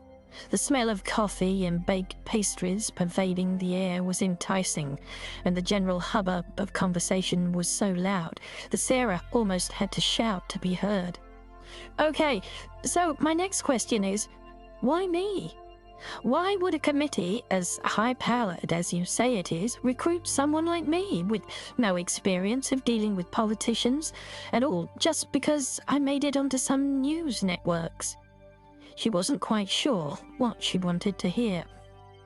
I hope they're not just looking for someone to be the scientific spokesperson for the committee, wheeled out to face the media every time there's a crisis. She had no intention of acting as a mouthpiece for governments wishing to tell the world that everything would be fine. Aguda's guffaw coincided with a lull in the buzz of the diner, startling a passing waitress who dropped the handful of cutlery she'd been carrying. Sarah watched as two bots glided over and helped the girl pick it up.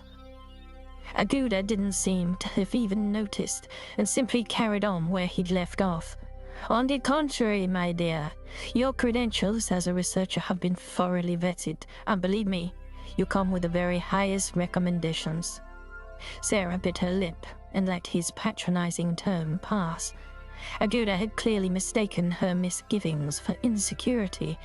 She certainly didn't need his approbation.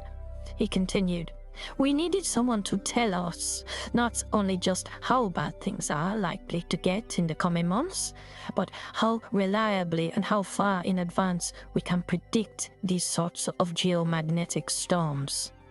Of course, just as importantly, we did indeed want someone without the baggage of vested interest or political ambitions. Aguda's lecture, because that was what it was beginning to feel like to her, was interrupted by one of the bots that had been helping the waitress. Gliding up to them, it informed them in its sing-song voice that a table was now available. Sarah noted absent-mindedly that it was a model popular these days, both in homes and in the service industry, mainly for its versatility. It didn't have the processing ability and machine learning skills of the new companion bots, which were able to react to human emotions almost as well as dogs. But then there really wasn't much call for empathy in a New York diner. In fact, dispassionate and efficient service was ideal. She followed Aguda and the bot to a corner table near the back of the diner. After a moment checking the menu screen, they each tapped out their orders of coffee and pancakes. Sarah checked the time on her retinal clock. They had less than an hour before they had to report at the UN building across town. Luckily, Gabriel also appeared mindful of their limited time, and his demeanor suddenly became more serious. He leaned forward across the table towards her. "Okay, Sarah, how much do you know about geomagnetism?" His breath smelled of peppermint and stale cigars. Was this going to be an interview, or was he just gauging her level of knowledge before he continued his lecture? "Well, I'm a solar physicist.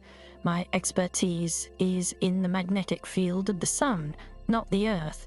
So if you're asking me how much I know about the weakening strength of the magnetosphere and the approaching flip, then no, it's not really my area."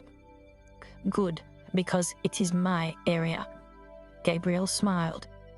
"Please stop me if I'm telling you anything that's too basic, okay?" "Okay," Sarah nodded.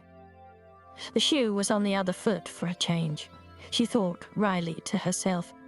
She'd spent the past few days saying the same thing to journalists and politicians. "Well, as I'm sure you know," began Aguda, "the location of the Earth's magnetic north has been on the move for the past few centuries. But in recent years, it's been speeding up. It used to be in North America, now it's in Asia." Sarah was shocked by this revelation, and equally by the fact that she hadn't known about it before. She was aware the pole had been shifting, but she clearly hadn't been keeping up to date. "That in itself, of course, is not the issue," continued Aguda. "Unlike the sun's magnetic polarity, which reverses every decade or so, the Earth's magnetic field only flips over a few times in a million years. But each geomagnetic reversal takes thousands of years to complete. And in any case, the next one is now long overdue, by about 500,000 years, in fact. But a long-standing problem is that we don't fully understand what triggers such a reversal. I mean, we know that the Earth's molten core is disrupted in some way, but what's happening now isn't one of those slow reversals, right? No, the speed at which the field is changing suggests a quite different mechanism. And it's one that we geologists have seen before in the relatively recent geological history." Gabriel paused theatrically, just as their coffee and pancakes arrived, and he lowered his voice to a conspiratorial whisper. "Have you ever come across something called the La Chambre excursion?" "Can't say that I have, no," she replied, unwrapping her knife and fork from their napkin and immediately tucking into her breakfast. "Tell me." Gabriel grew animated, his own pancakes forgotten. "Well, in the 1960s, geologists found strong evidence in the ancient lava near the village of La Chambre in central France, showing that there'd been a temporary and geologically very brief reversal of the Earth's magnetic field. This happened about 40,000 years ago. In fact, the magnetic poles switched over for such a short time before flipping back again that we call it an excursion rather than the reversal." Again, Sarah was surprised she hadn't come across this information before. The scientist in her was intrigued, and she looked up from her plate, fork with skewered piece of pancake frozen halfway to her mouth. 40,000 years ago? That would put it during the last ice age, right? Correct. And guess what else is of significance 40,000 years ago? Sarah took an educated guess.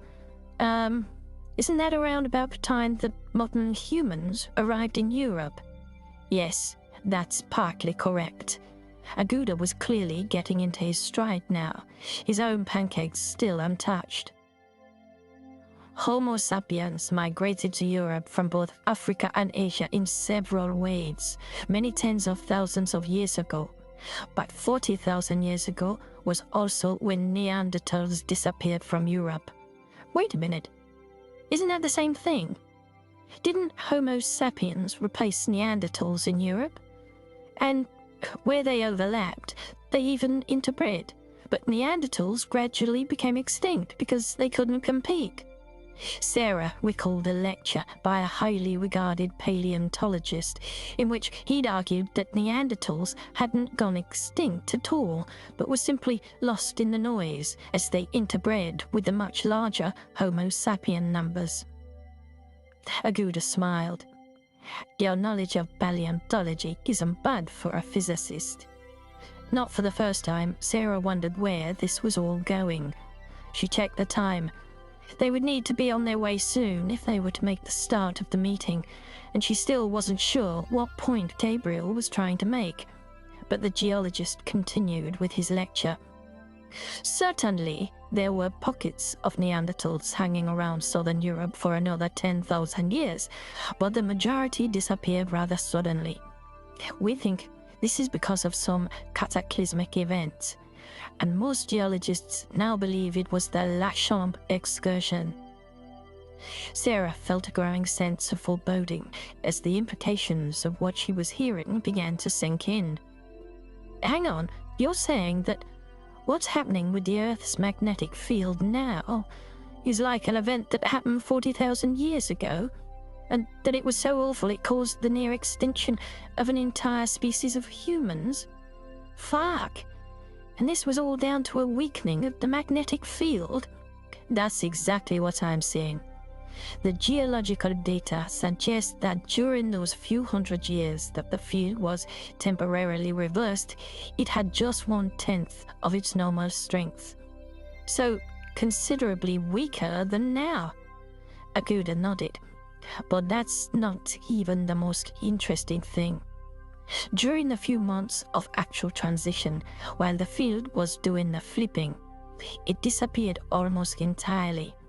So, you can imagine what that would have meant. The potential disintegration of the ozone layer in the atmosphere, leading to lethal levels of radiation streaming in from space, as well as a serious and very sudden disruption of the Earth's climate. Sarah had by now lost her appetite. She thought about Hurricane Jerome, 1,000 kilometers out to sea from where she was sitting, with a trail of death and destruction in its wake. Maybe it was just her imagination, but the diner seemed a lot quieter now. Perhaps her senses were just blocking out the surrounding sights and sounds as she focused on processing all the new information. She turned back to Aguda. I guess it makes sense that the reason Jerome was so powerful may be because the high cosmic ray flux is playing havoc with atmospheric conditions. Aguda finished her train of logic. And the reason that radiation is so high? Because the weakened magnetic field can't block it. So, the energy of the cosmic rays that are already getting through the atmosphere is being absorbed to transform hurricanes into deadly super hurricanes. Sarah had spent the past 2 weeks concerned about geomagnetic storms wiping out telecommunication systems, but this was all far more terrifying. She ran her fingers through her hair and tried to clear her head, her half-eaten plate of pancakes forgotten. She needed to remain rational. And yes, maybe this was all getting a little far-fetched. But this La Chambre event, you're talking about climatic conditions that brought about the end of an entire species. And if they were that severe, why didn't they cause a mass extinction of lots of other life on Earth at the same time? You have to remember that the climate in Northern Europe during the Ice Age was already harsh enough. So, any further disruption would have tipped the balance from unforgiving to intolerable as far as the Neanderthals and many other animals and plants were concerned. Okay, I'll buy that, she said, still not entirely persuaded. But why would it be the Neanderthals who were affected and not Homo sapiens? I thought the Neanderthals were a hardy species. Aguda leaned back in his chair and spoke through a mouthful of pancake, the end of the world seemingly not affecting his appetite. It's simple geography, Sarah. The further north you go, the harsher the climates, and the narrower the margin for comfort if things get worse. So, Southern Europe and Africa, where most modern humans had settled, didn't fare so badly. Also, Neanderthals tended to be fair-skinned and red-headed, which suggests that, in the almost complete absence of an ozone layer, they would have been especially susceptible to ultraviolet B damage. Well, that certainly seemed to make sense, thought Sarah. The ozone layer was already depleted dramatically in several regions around the globe, and presumably with further weakening of the field, it would be one of the first casualties under the bombardment of solar particles. Still, was Gabriel Aguda pushing a controversial theory that the rest of the scientific community wasn't ready to accept? One based on an overly dramatic interpretation of meager data. It was one thing to be speculating about an event that took place in the last ice age, quite another to suggest it might be happening again. Gabriel must have sensed her skepticism because his demeanor changed, and he leaned forward again. All the evidence we have points to it.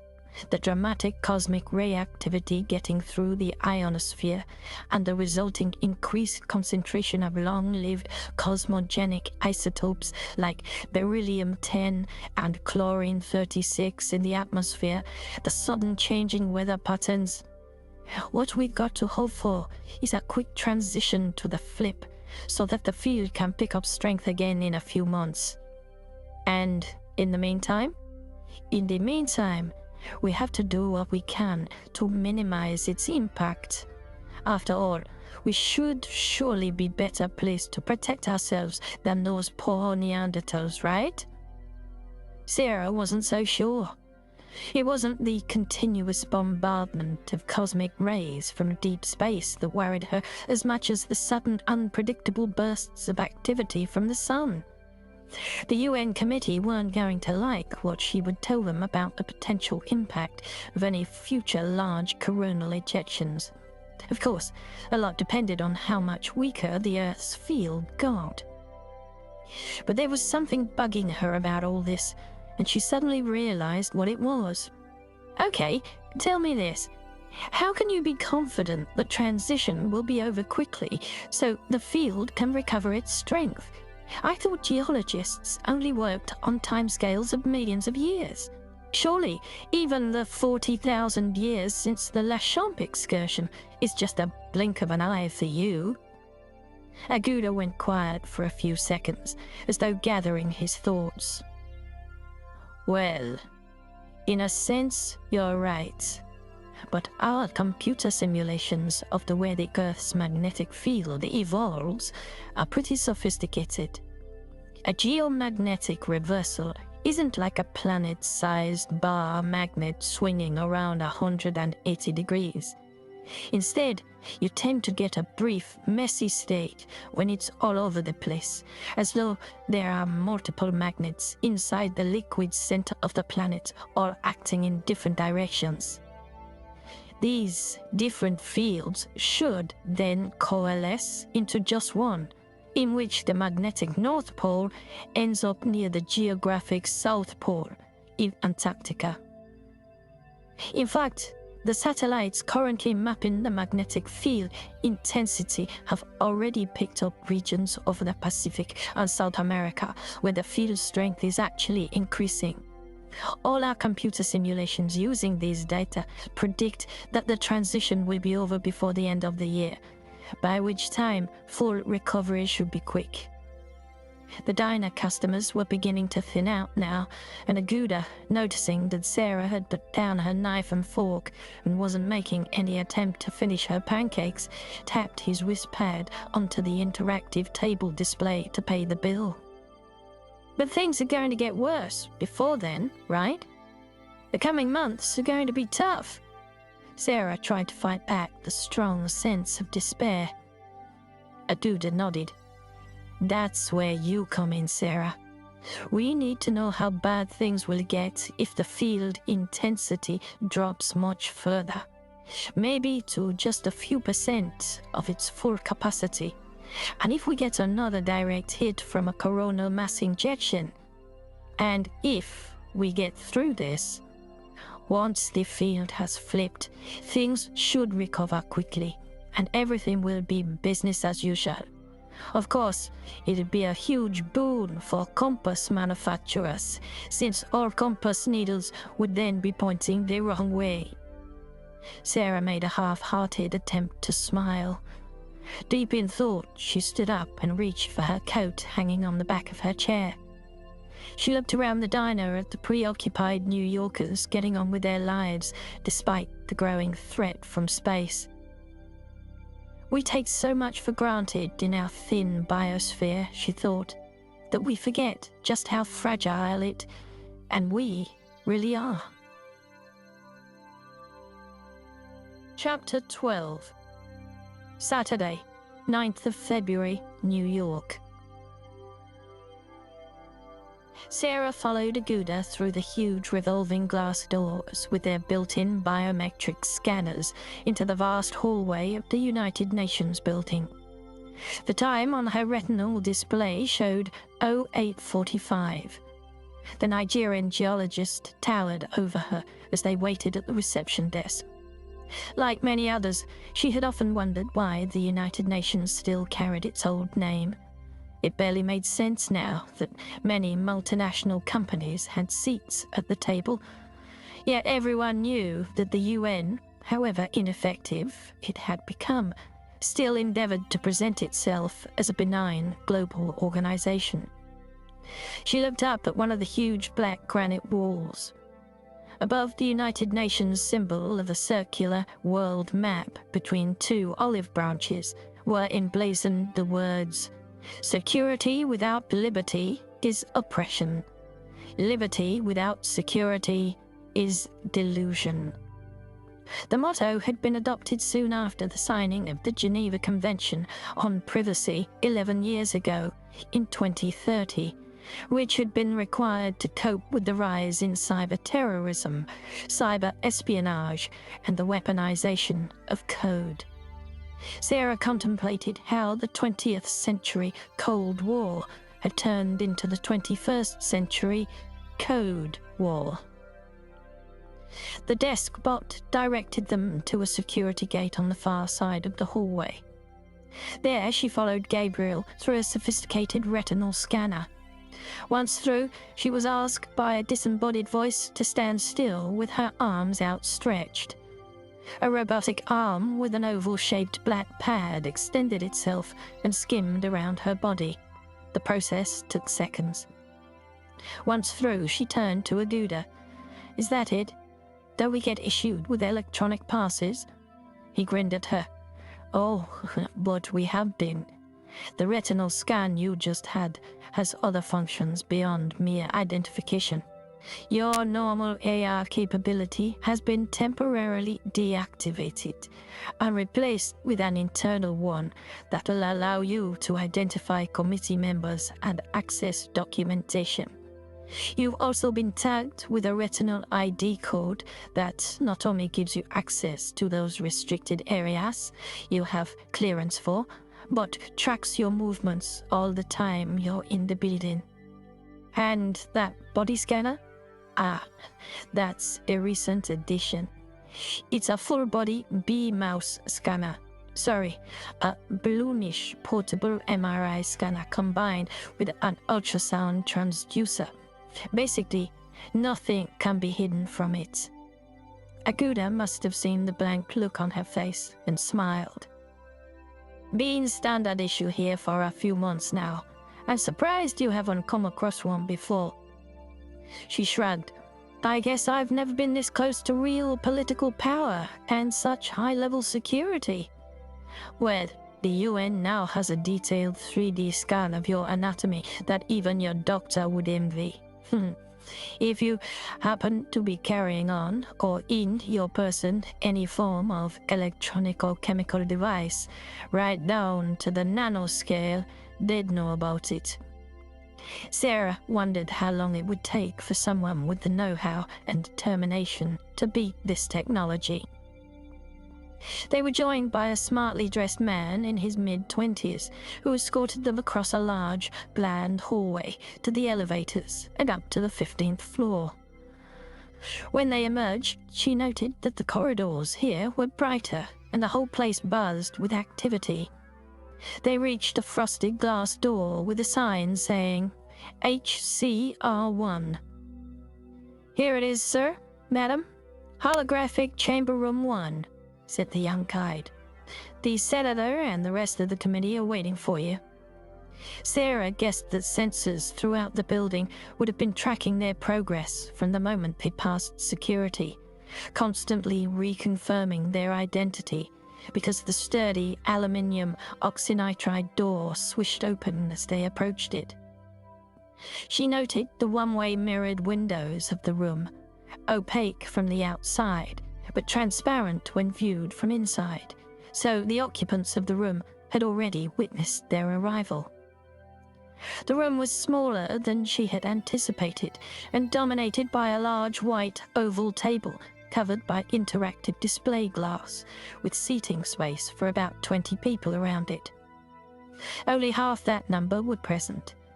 Apart from 2 empty chairs for the new arrivals, the remainder of the places were taken up with sleek black hollow tubes instead of chairs, each about 2 meters high. The cylinder's entire outer surfaces were covered with thousands of nano devices, each of which in turn contained a tiny solid-state laser. When activated, these would beam out light in all directions to create a high-resolution holographic real-time image of any remote committee member not able to be physically present at the meeting. The result, always impressive, was an illusion so realistic that it was easy to forget that the person wasn't actually in the room. For now, the 8 tubes sat dormant.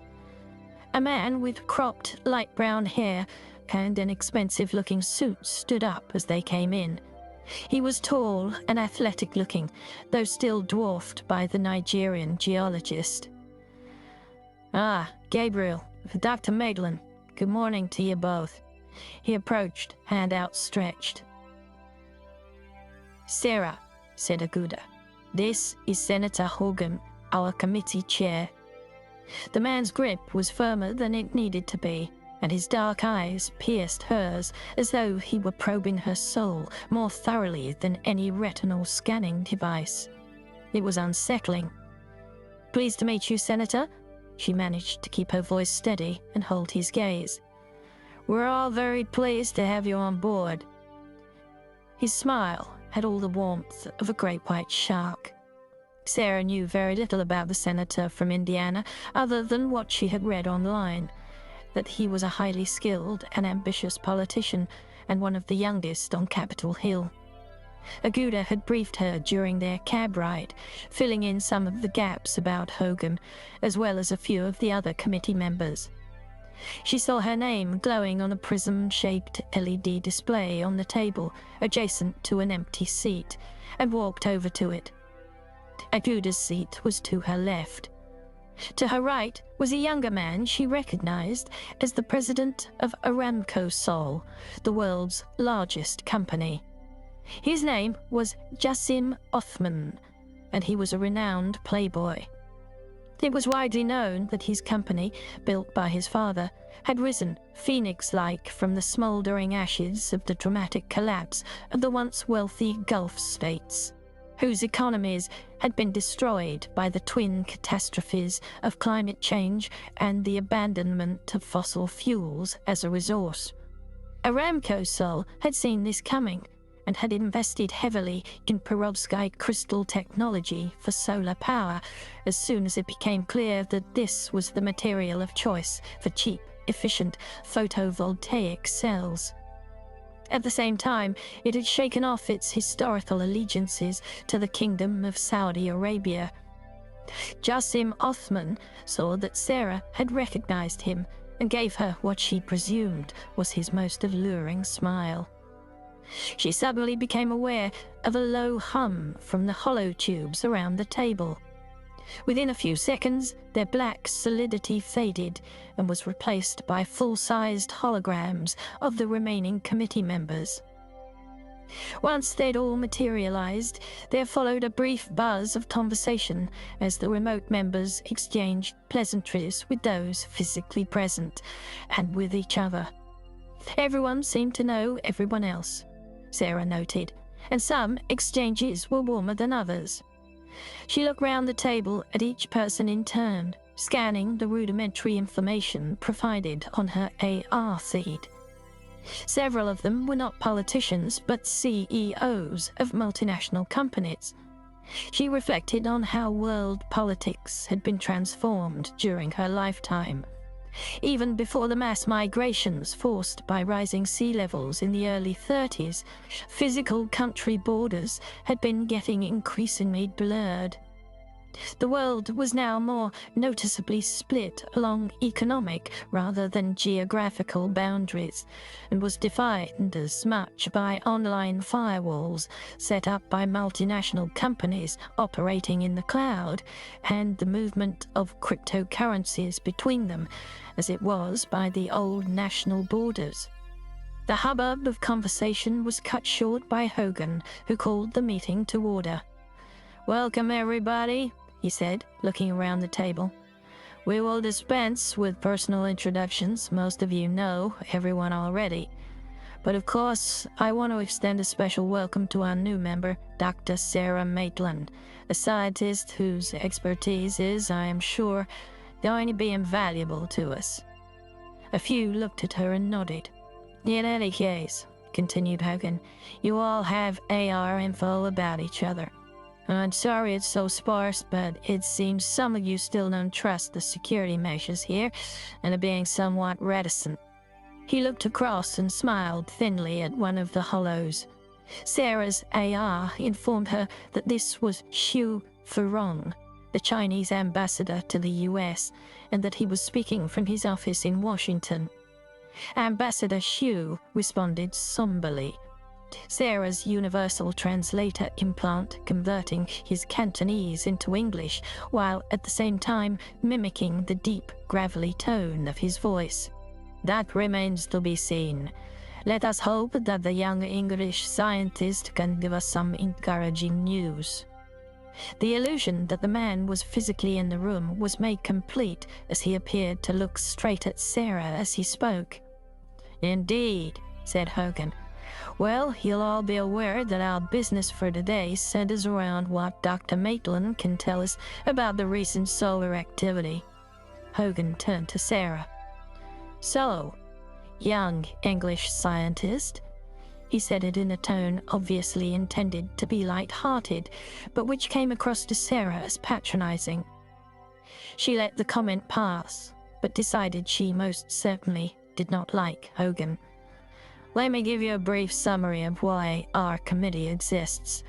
You may recognize one or two of the people around the table, but others you will not. We come from a wide mix of backgrounds. As I'm sure you're aware, geopolitics has been on the rise again in recent years, and even though the movement of displaced populations has blurred state borders further, it has also led to a rise in the powers of governments, as the world has experienced renewed competition for space and resources. And yet many multinationals—" He glanced over and smiled at Yassim Othman, who nodded curtly back, "remain larger and more powerful than all but the richest countries. This welcome desire for international cooperation means that there is still a need for an umbrella organization like the United Nations that can provide a forum for global decision-making. Now, you might argue that the UN is a beast that has long since lost its teeth, but it is once again being called upon to act as arbiter and overseer of humankind's affairs. And that's why you see, seated around you, representatives from several large multinational companies, which of course have as much right to have their say as any nation state." Sarah tried to give the impression that she was grateful for this tutorial. Did Hogan think she'd just woken up from a decade-long suspended animation? Thankfully, it sounded like he was finally getting round to business.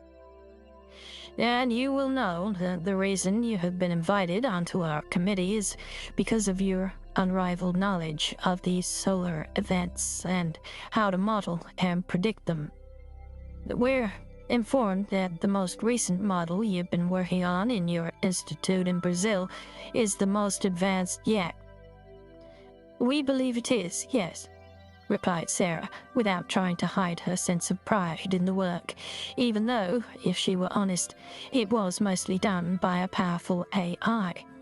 The computer simulations of the sun no longer existed as thousands of lines of code written by human programmers.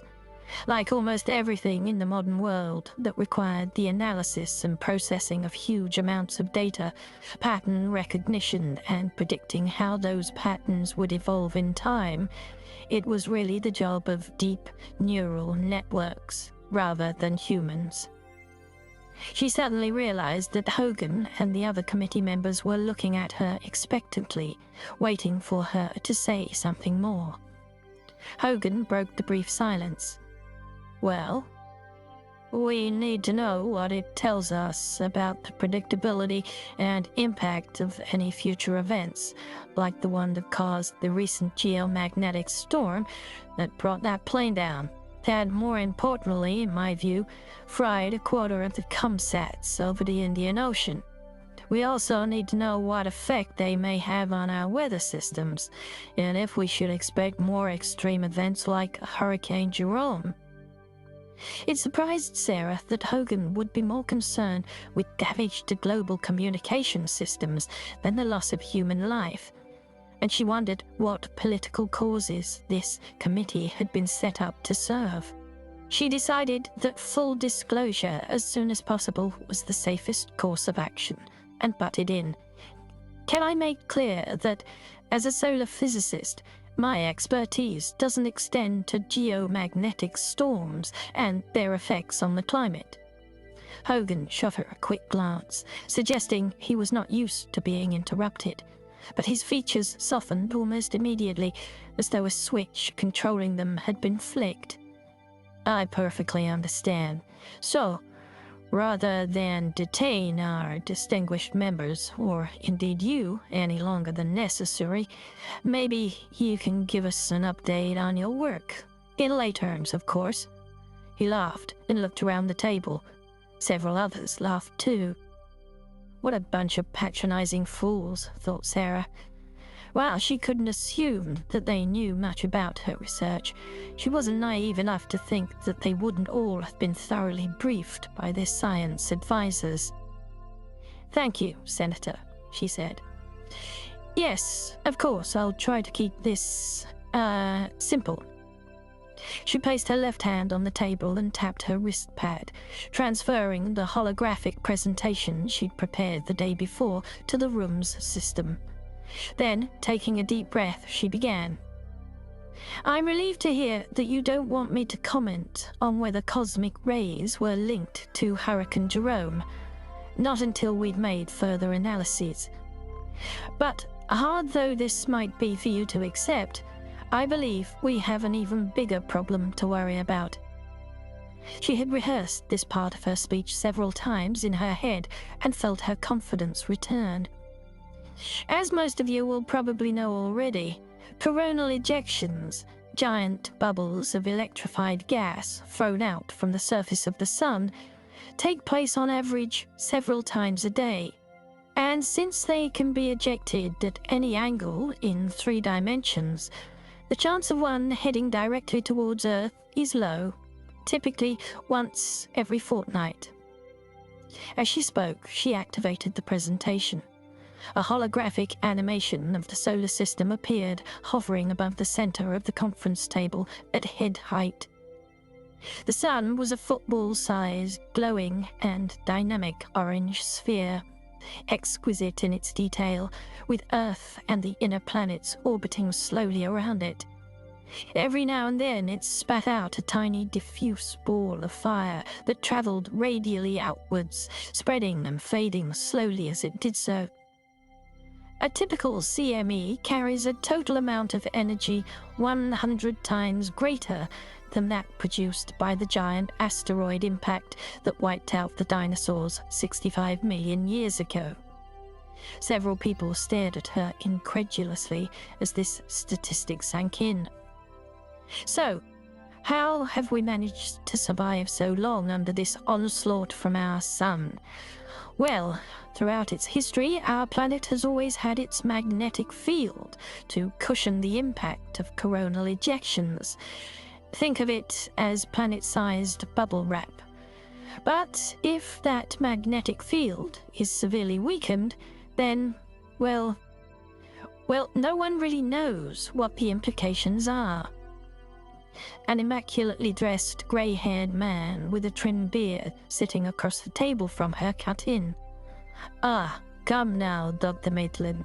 Please, do not lecture us." He had addressed her in English, she realized. Her United Nations issue AR informed her that he was Ashraf al-Maghribi, the Egyptian Minister of the Interior. He spoke in a clear, confident voice, as though accustomed to being listened to. "We already know all we need to about these coronal ejections, and how and why they are formed. That is not why you have been asked onto this committee." Sarah felt momentarily winded, not quite knowing how to respond to this sudden hostility. A woman sitting next to the Egyptian turned to admonish him. She looked about the same age as Sarah, but even from across the table Sarah could tell that she'd had extensive tissue engineering work and skin nano-implants. However, it was her voice that betrayed the decades her face was hiding. "There's no need for such an insulting tone, Mr. Maghribi. We have invited Dr. Maitland to join our committee, so at least do her the courtesy of listening without interrupting." Her voice was soft, yet commanded immediate respect, and al-Maghribi sniffed and stroked his beard, trying not to look as though he'd just been put in his place. Sarah's AR informed her that the woman was Filomena Crespo, the immensely powerful Brazilian vice president of Samsung, and she wondered whether her representing a multinational company rather than a nation-state meant she was less encumbered by politics and thus more likely to be sympathetic. Maybe she just felt it necessary to defend a fellow woman. After all, Miss Crespo would have started her career back at a time when women needed to work twice as hard to prove their worth in reaching the very top of the career ladder. Whatever the reason, Sarah was grateful. She guessed that an Egyptian representing a population of 120 million would be particularly keen to have some reassurances. After all, his country's agricultural infrastructure was in tatters since the disappearance of much of the Nile Delta a decade ago, one of the first regions to fall victim to the rising sea levels, which had put an almost unbearable strain on an already fragile economy. She resumed her presentation. "Of course, not all earthbound CMEs are dangerous. We think about 1 in 5 would cause us major concern. The issue is that everyone is probably looking in the wrong place." Now she had their full attention. This is it. This is where I get to shake them from their smug complacency. "You see, you've been worried about the coronal ejection's impact on the magnetic field itself, causing a geomagnetic storm." "You're still not telling us anything new, Dr. Maitland," the Chinese ambassador said coldly. Sarah felt her face get hot as anger suddenly rose inside her again. For fuck's sake, it's not like I asked to come onto this bloody committee. What would they do if I just stood up and walked out? She took a deep breath and composed herself. "My point, Ambassador, is that geomagnetic storms are not necessarily what should be concerning us right now.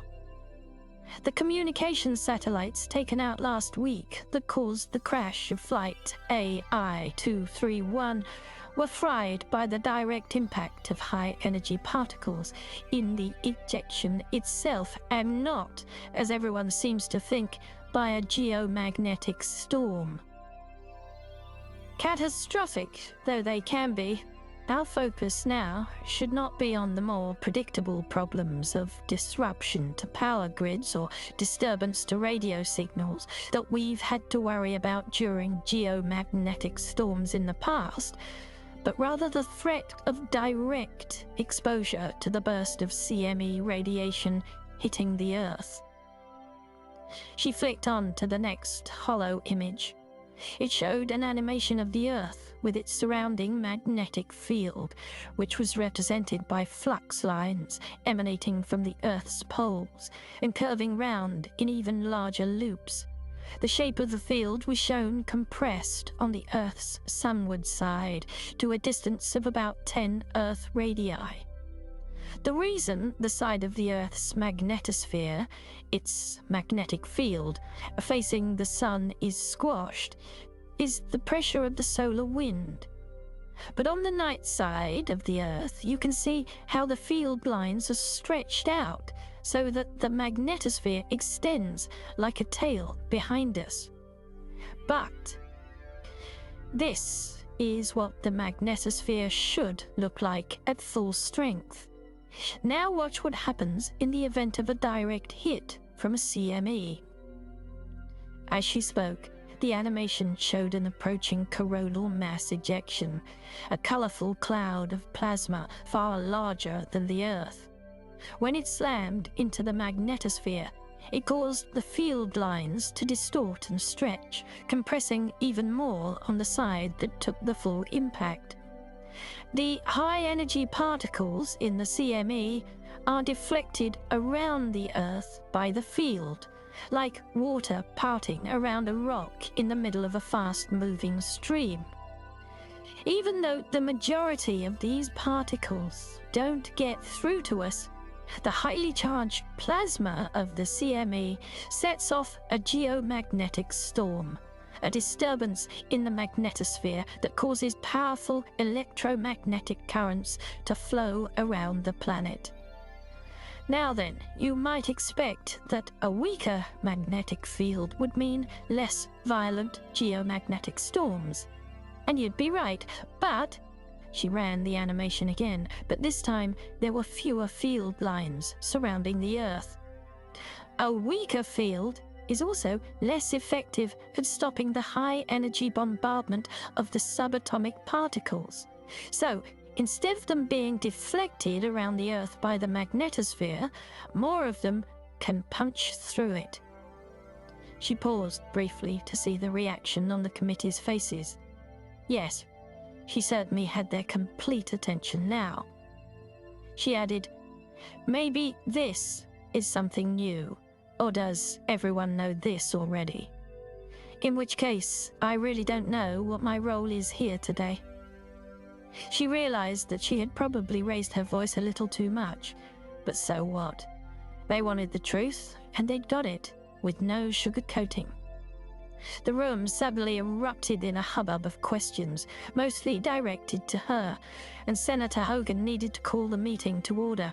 "I think, ladies and gentlemen, that the point Dr. Pt.1 makes is very important and can potentially be seen as encouraging news." Encouraging? In what possible way can it be encouraging? Or have I just completely misheard, Dr. Pt.1? Said the Finnish delegate, a slim woman with cropped white hair sitting off to Sarah's left. Hogan smiled. "The reason we asked Dr. Pt.1 onto this committee was so that she could tell us just how precisely she and her team could forecast the arrival time of the CME, so that the world can take the necessary precautions. If the main threat is therefore from the initial CME impact, then I would guess that is a far more reliable thing to predict than any subsequent geomagnetic storm it might cause. Am I right, Dr. Maitland? Sarah had a sinking feeling. Okay, here it comes. Clearly, she had already not endeared herself to most of the committee, and they sure as hell weren't going to like what she had to tell them next. She decided to just give them the facts as calmly as she could. She took a deep breath. Ejections aimed at the Earth are called halo events because of the way they look to us. As the approaching cloud of an ejection looms larger and larger, it appears to envelop the sun, forming a halo around it. This means that, unlike with one heading off, say, at right angles to the line between the sun and the Earth, predicting its speed is difficult, because we can't see it moving from a side-on view. With something coming straight at us, we just can't predict precisely when it will hit us. It was Aguda's turn to interrupt her.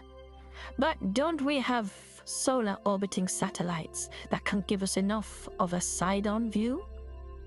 They'd be beyond the path of the ejection, outside of the line of fire, and therefore safe from being fried. They can track the ejection and give us an accurate approach velocity. To illustrate his point, he extended his arms, pointing his 2 index fingers towards a point in front of him, and brought them together. On cue, Sarah clicked to the next image, which showed the Earth in its orbit around the Sun, and the location of 2 satellites in the same orbit, one ahead of Earth and the other lagging behind. "That's true," she said. "We have the Stereo 2 spacecraft that give us just this view, but by the time the CME is close enough for this to be useful, it's too late, and the ejection is almost upon us." Even though she was having to relay unpalatable news, she nevertheless felt on much firmer ground now, science she'd spent her entire career working on. So, instead, we have to make predictions based on simulations. These can take into account everything our AIs can learn about an ejection, from the sun's own magnetic field to the solar wind, to the size and strength of the ejection itself. All this just so we can get one number out at the end, the SAT, or shock arrival time. The Chinese ambassador interrupted her again. "But of course, the number we all want from you, Dr. Maitland, is a different one, and is based on the accuracy of this prediction. How wide is the arrival time window? How much advance warning do we get?" Sarah took another deep breath. "Since CMEs can travel at a wide range of speeds, anything from a few hundred to several thousand kilometers per second, our best estimate, based on a combination of computer predictions and satellite data, is a window of 8 hours." Everyone stared at Sarah. Al-Maghribi broke silence. "Do you mean to tell us we will know we're going to be hit, but not when? This means it could hit anywhere." "That's correct, I'm afraid. We must face up to the fact that the population of entire continents will need to stay indoors if they are to avoid a potentially fatal dose of radiation. And that's not to mention the damage done to animal and plant life. No single country will know if it'll be hit until it's too late to act. And this is something that is likely to happen again and again in the coming months." Once again, everyone started talking at once. Her uncompromising assessment had clearly been both unexpected and unwelcome.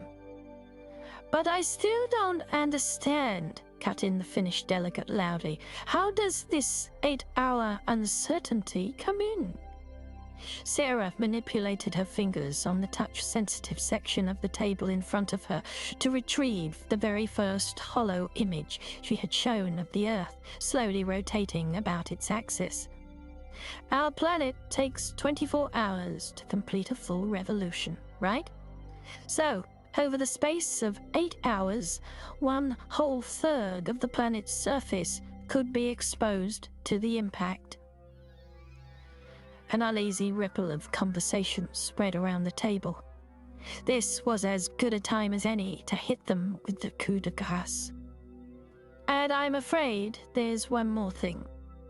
She had to raise her voice to be heard. Before the CME even reaches Earth, we'll be bombarded by a stream of high-energy protons, the vanguard of the pulse, because these particles will be traveling at near light speed.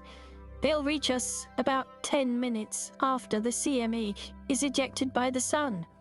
Normally, they'd be deflected by the magnetosphere, but in its weakened state, some will get through and pose a serious radiation risk.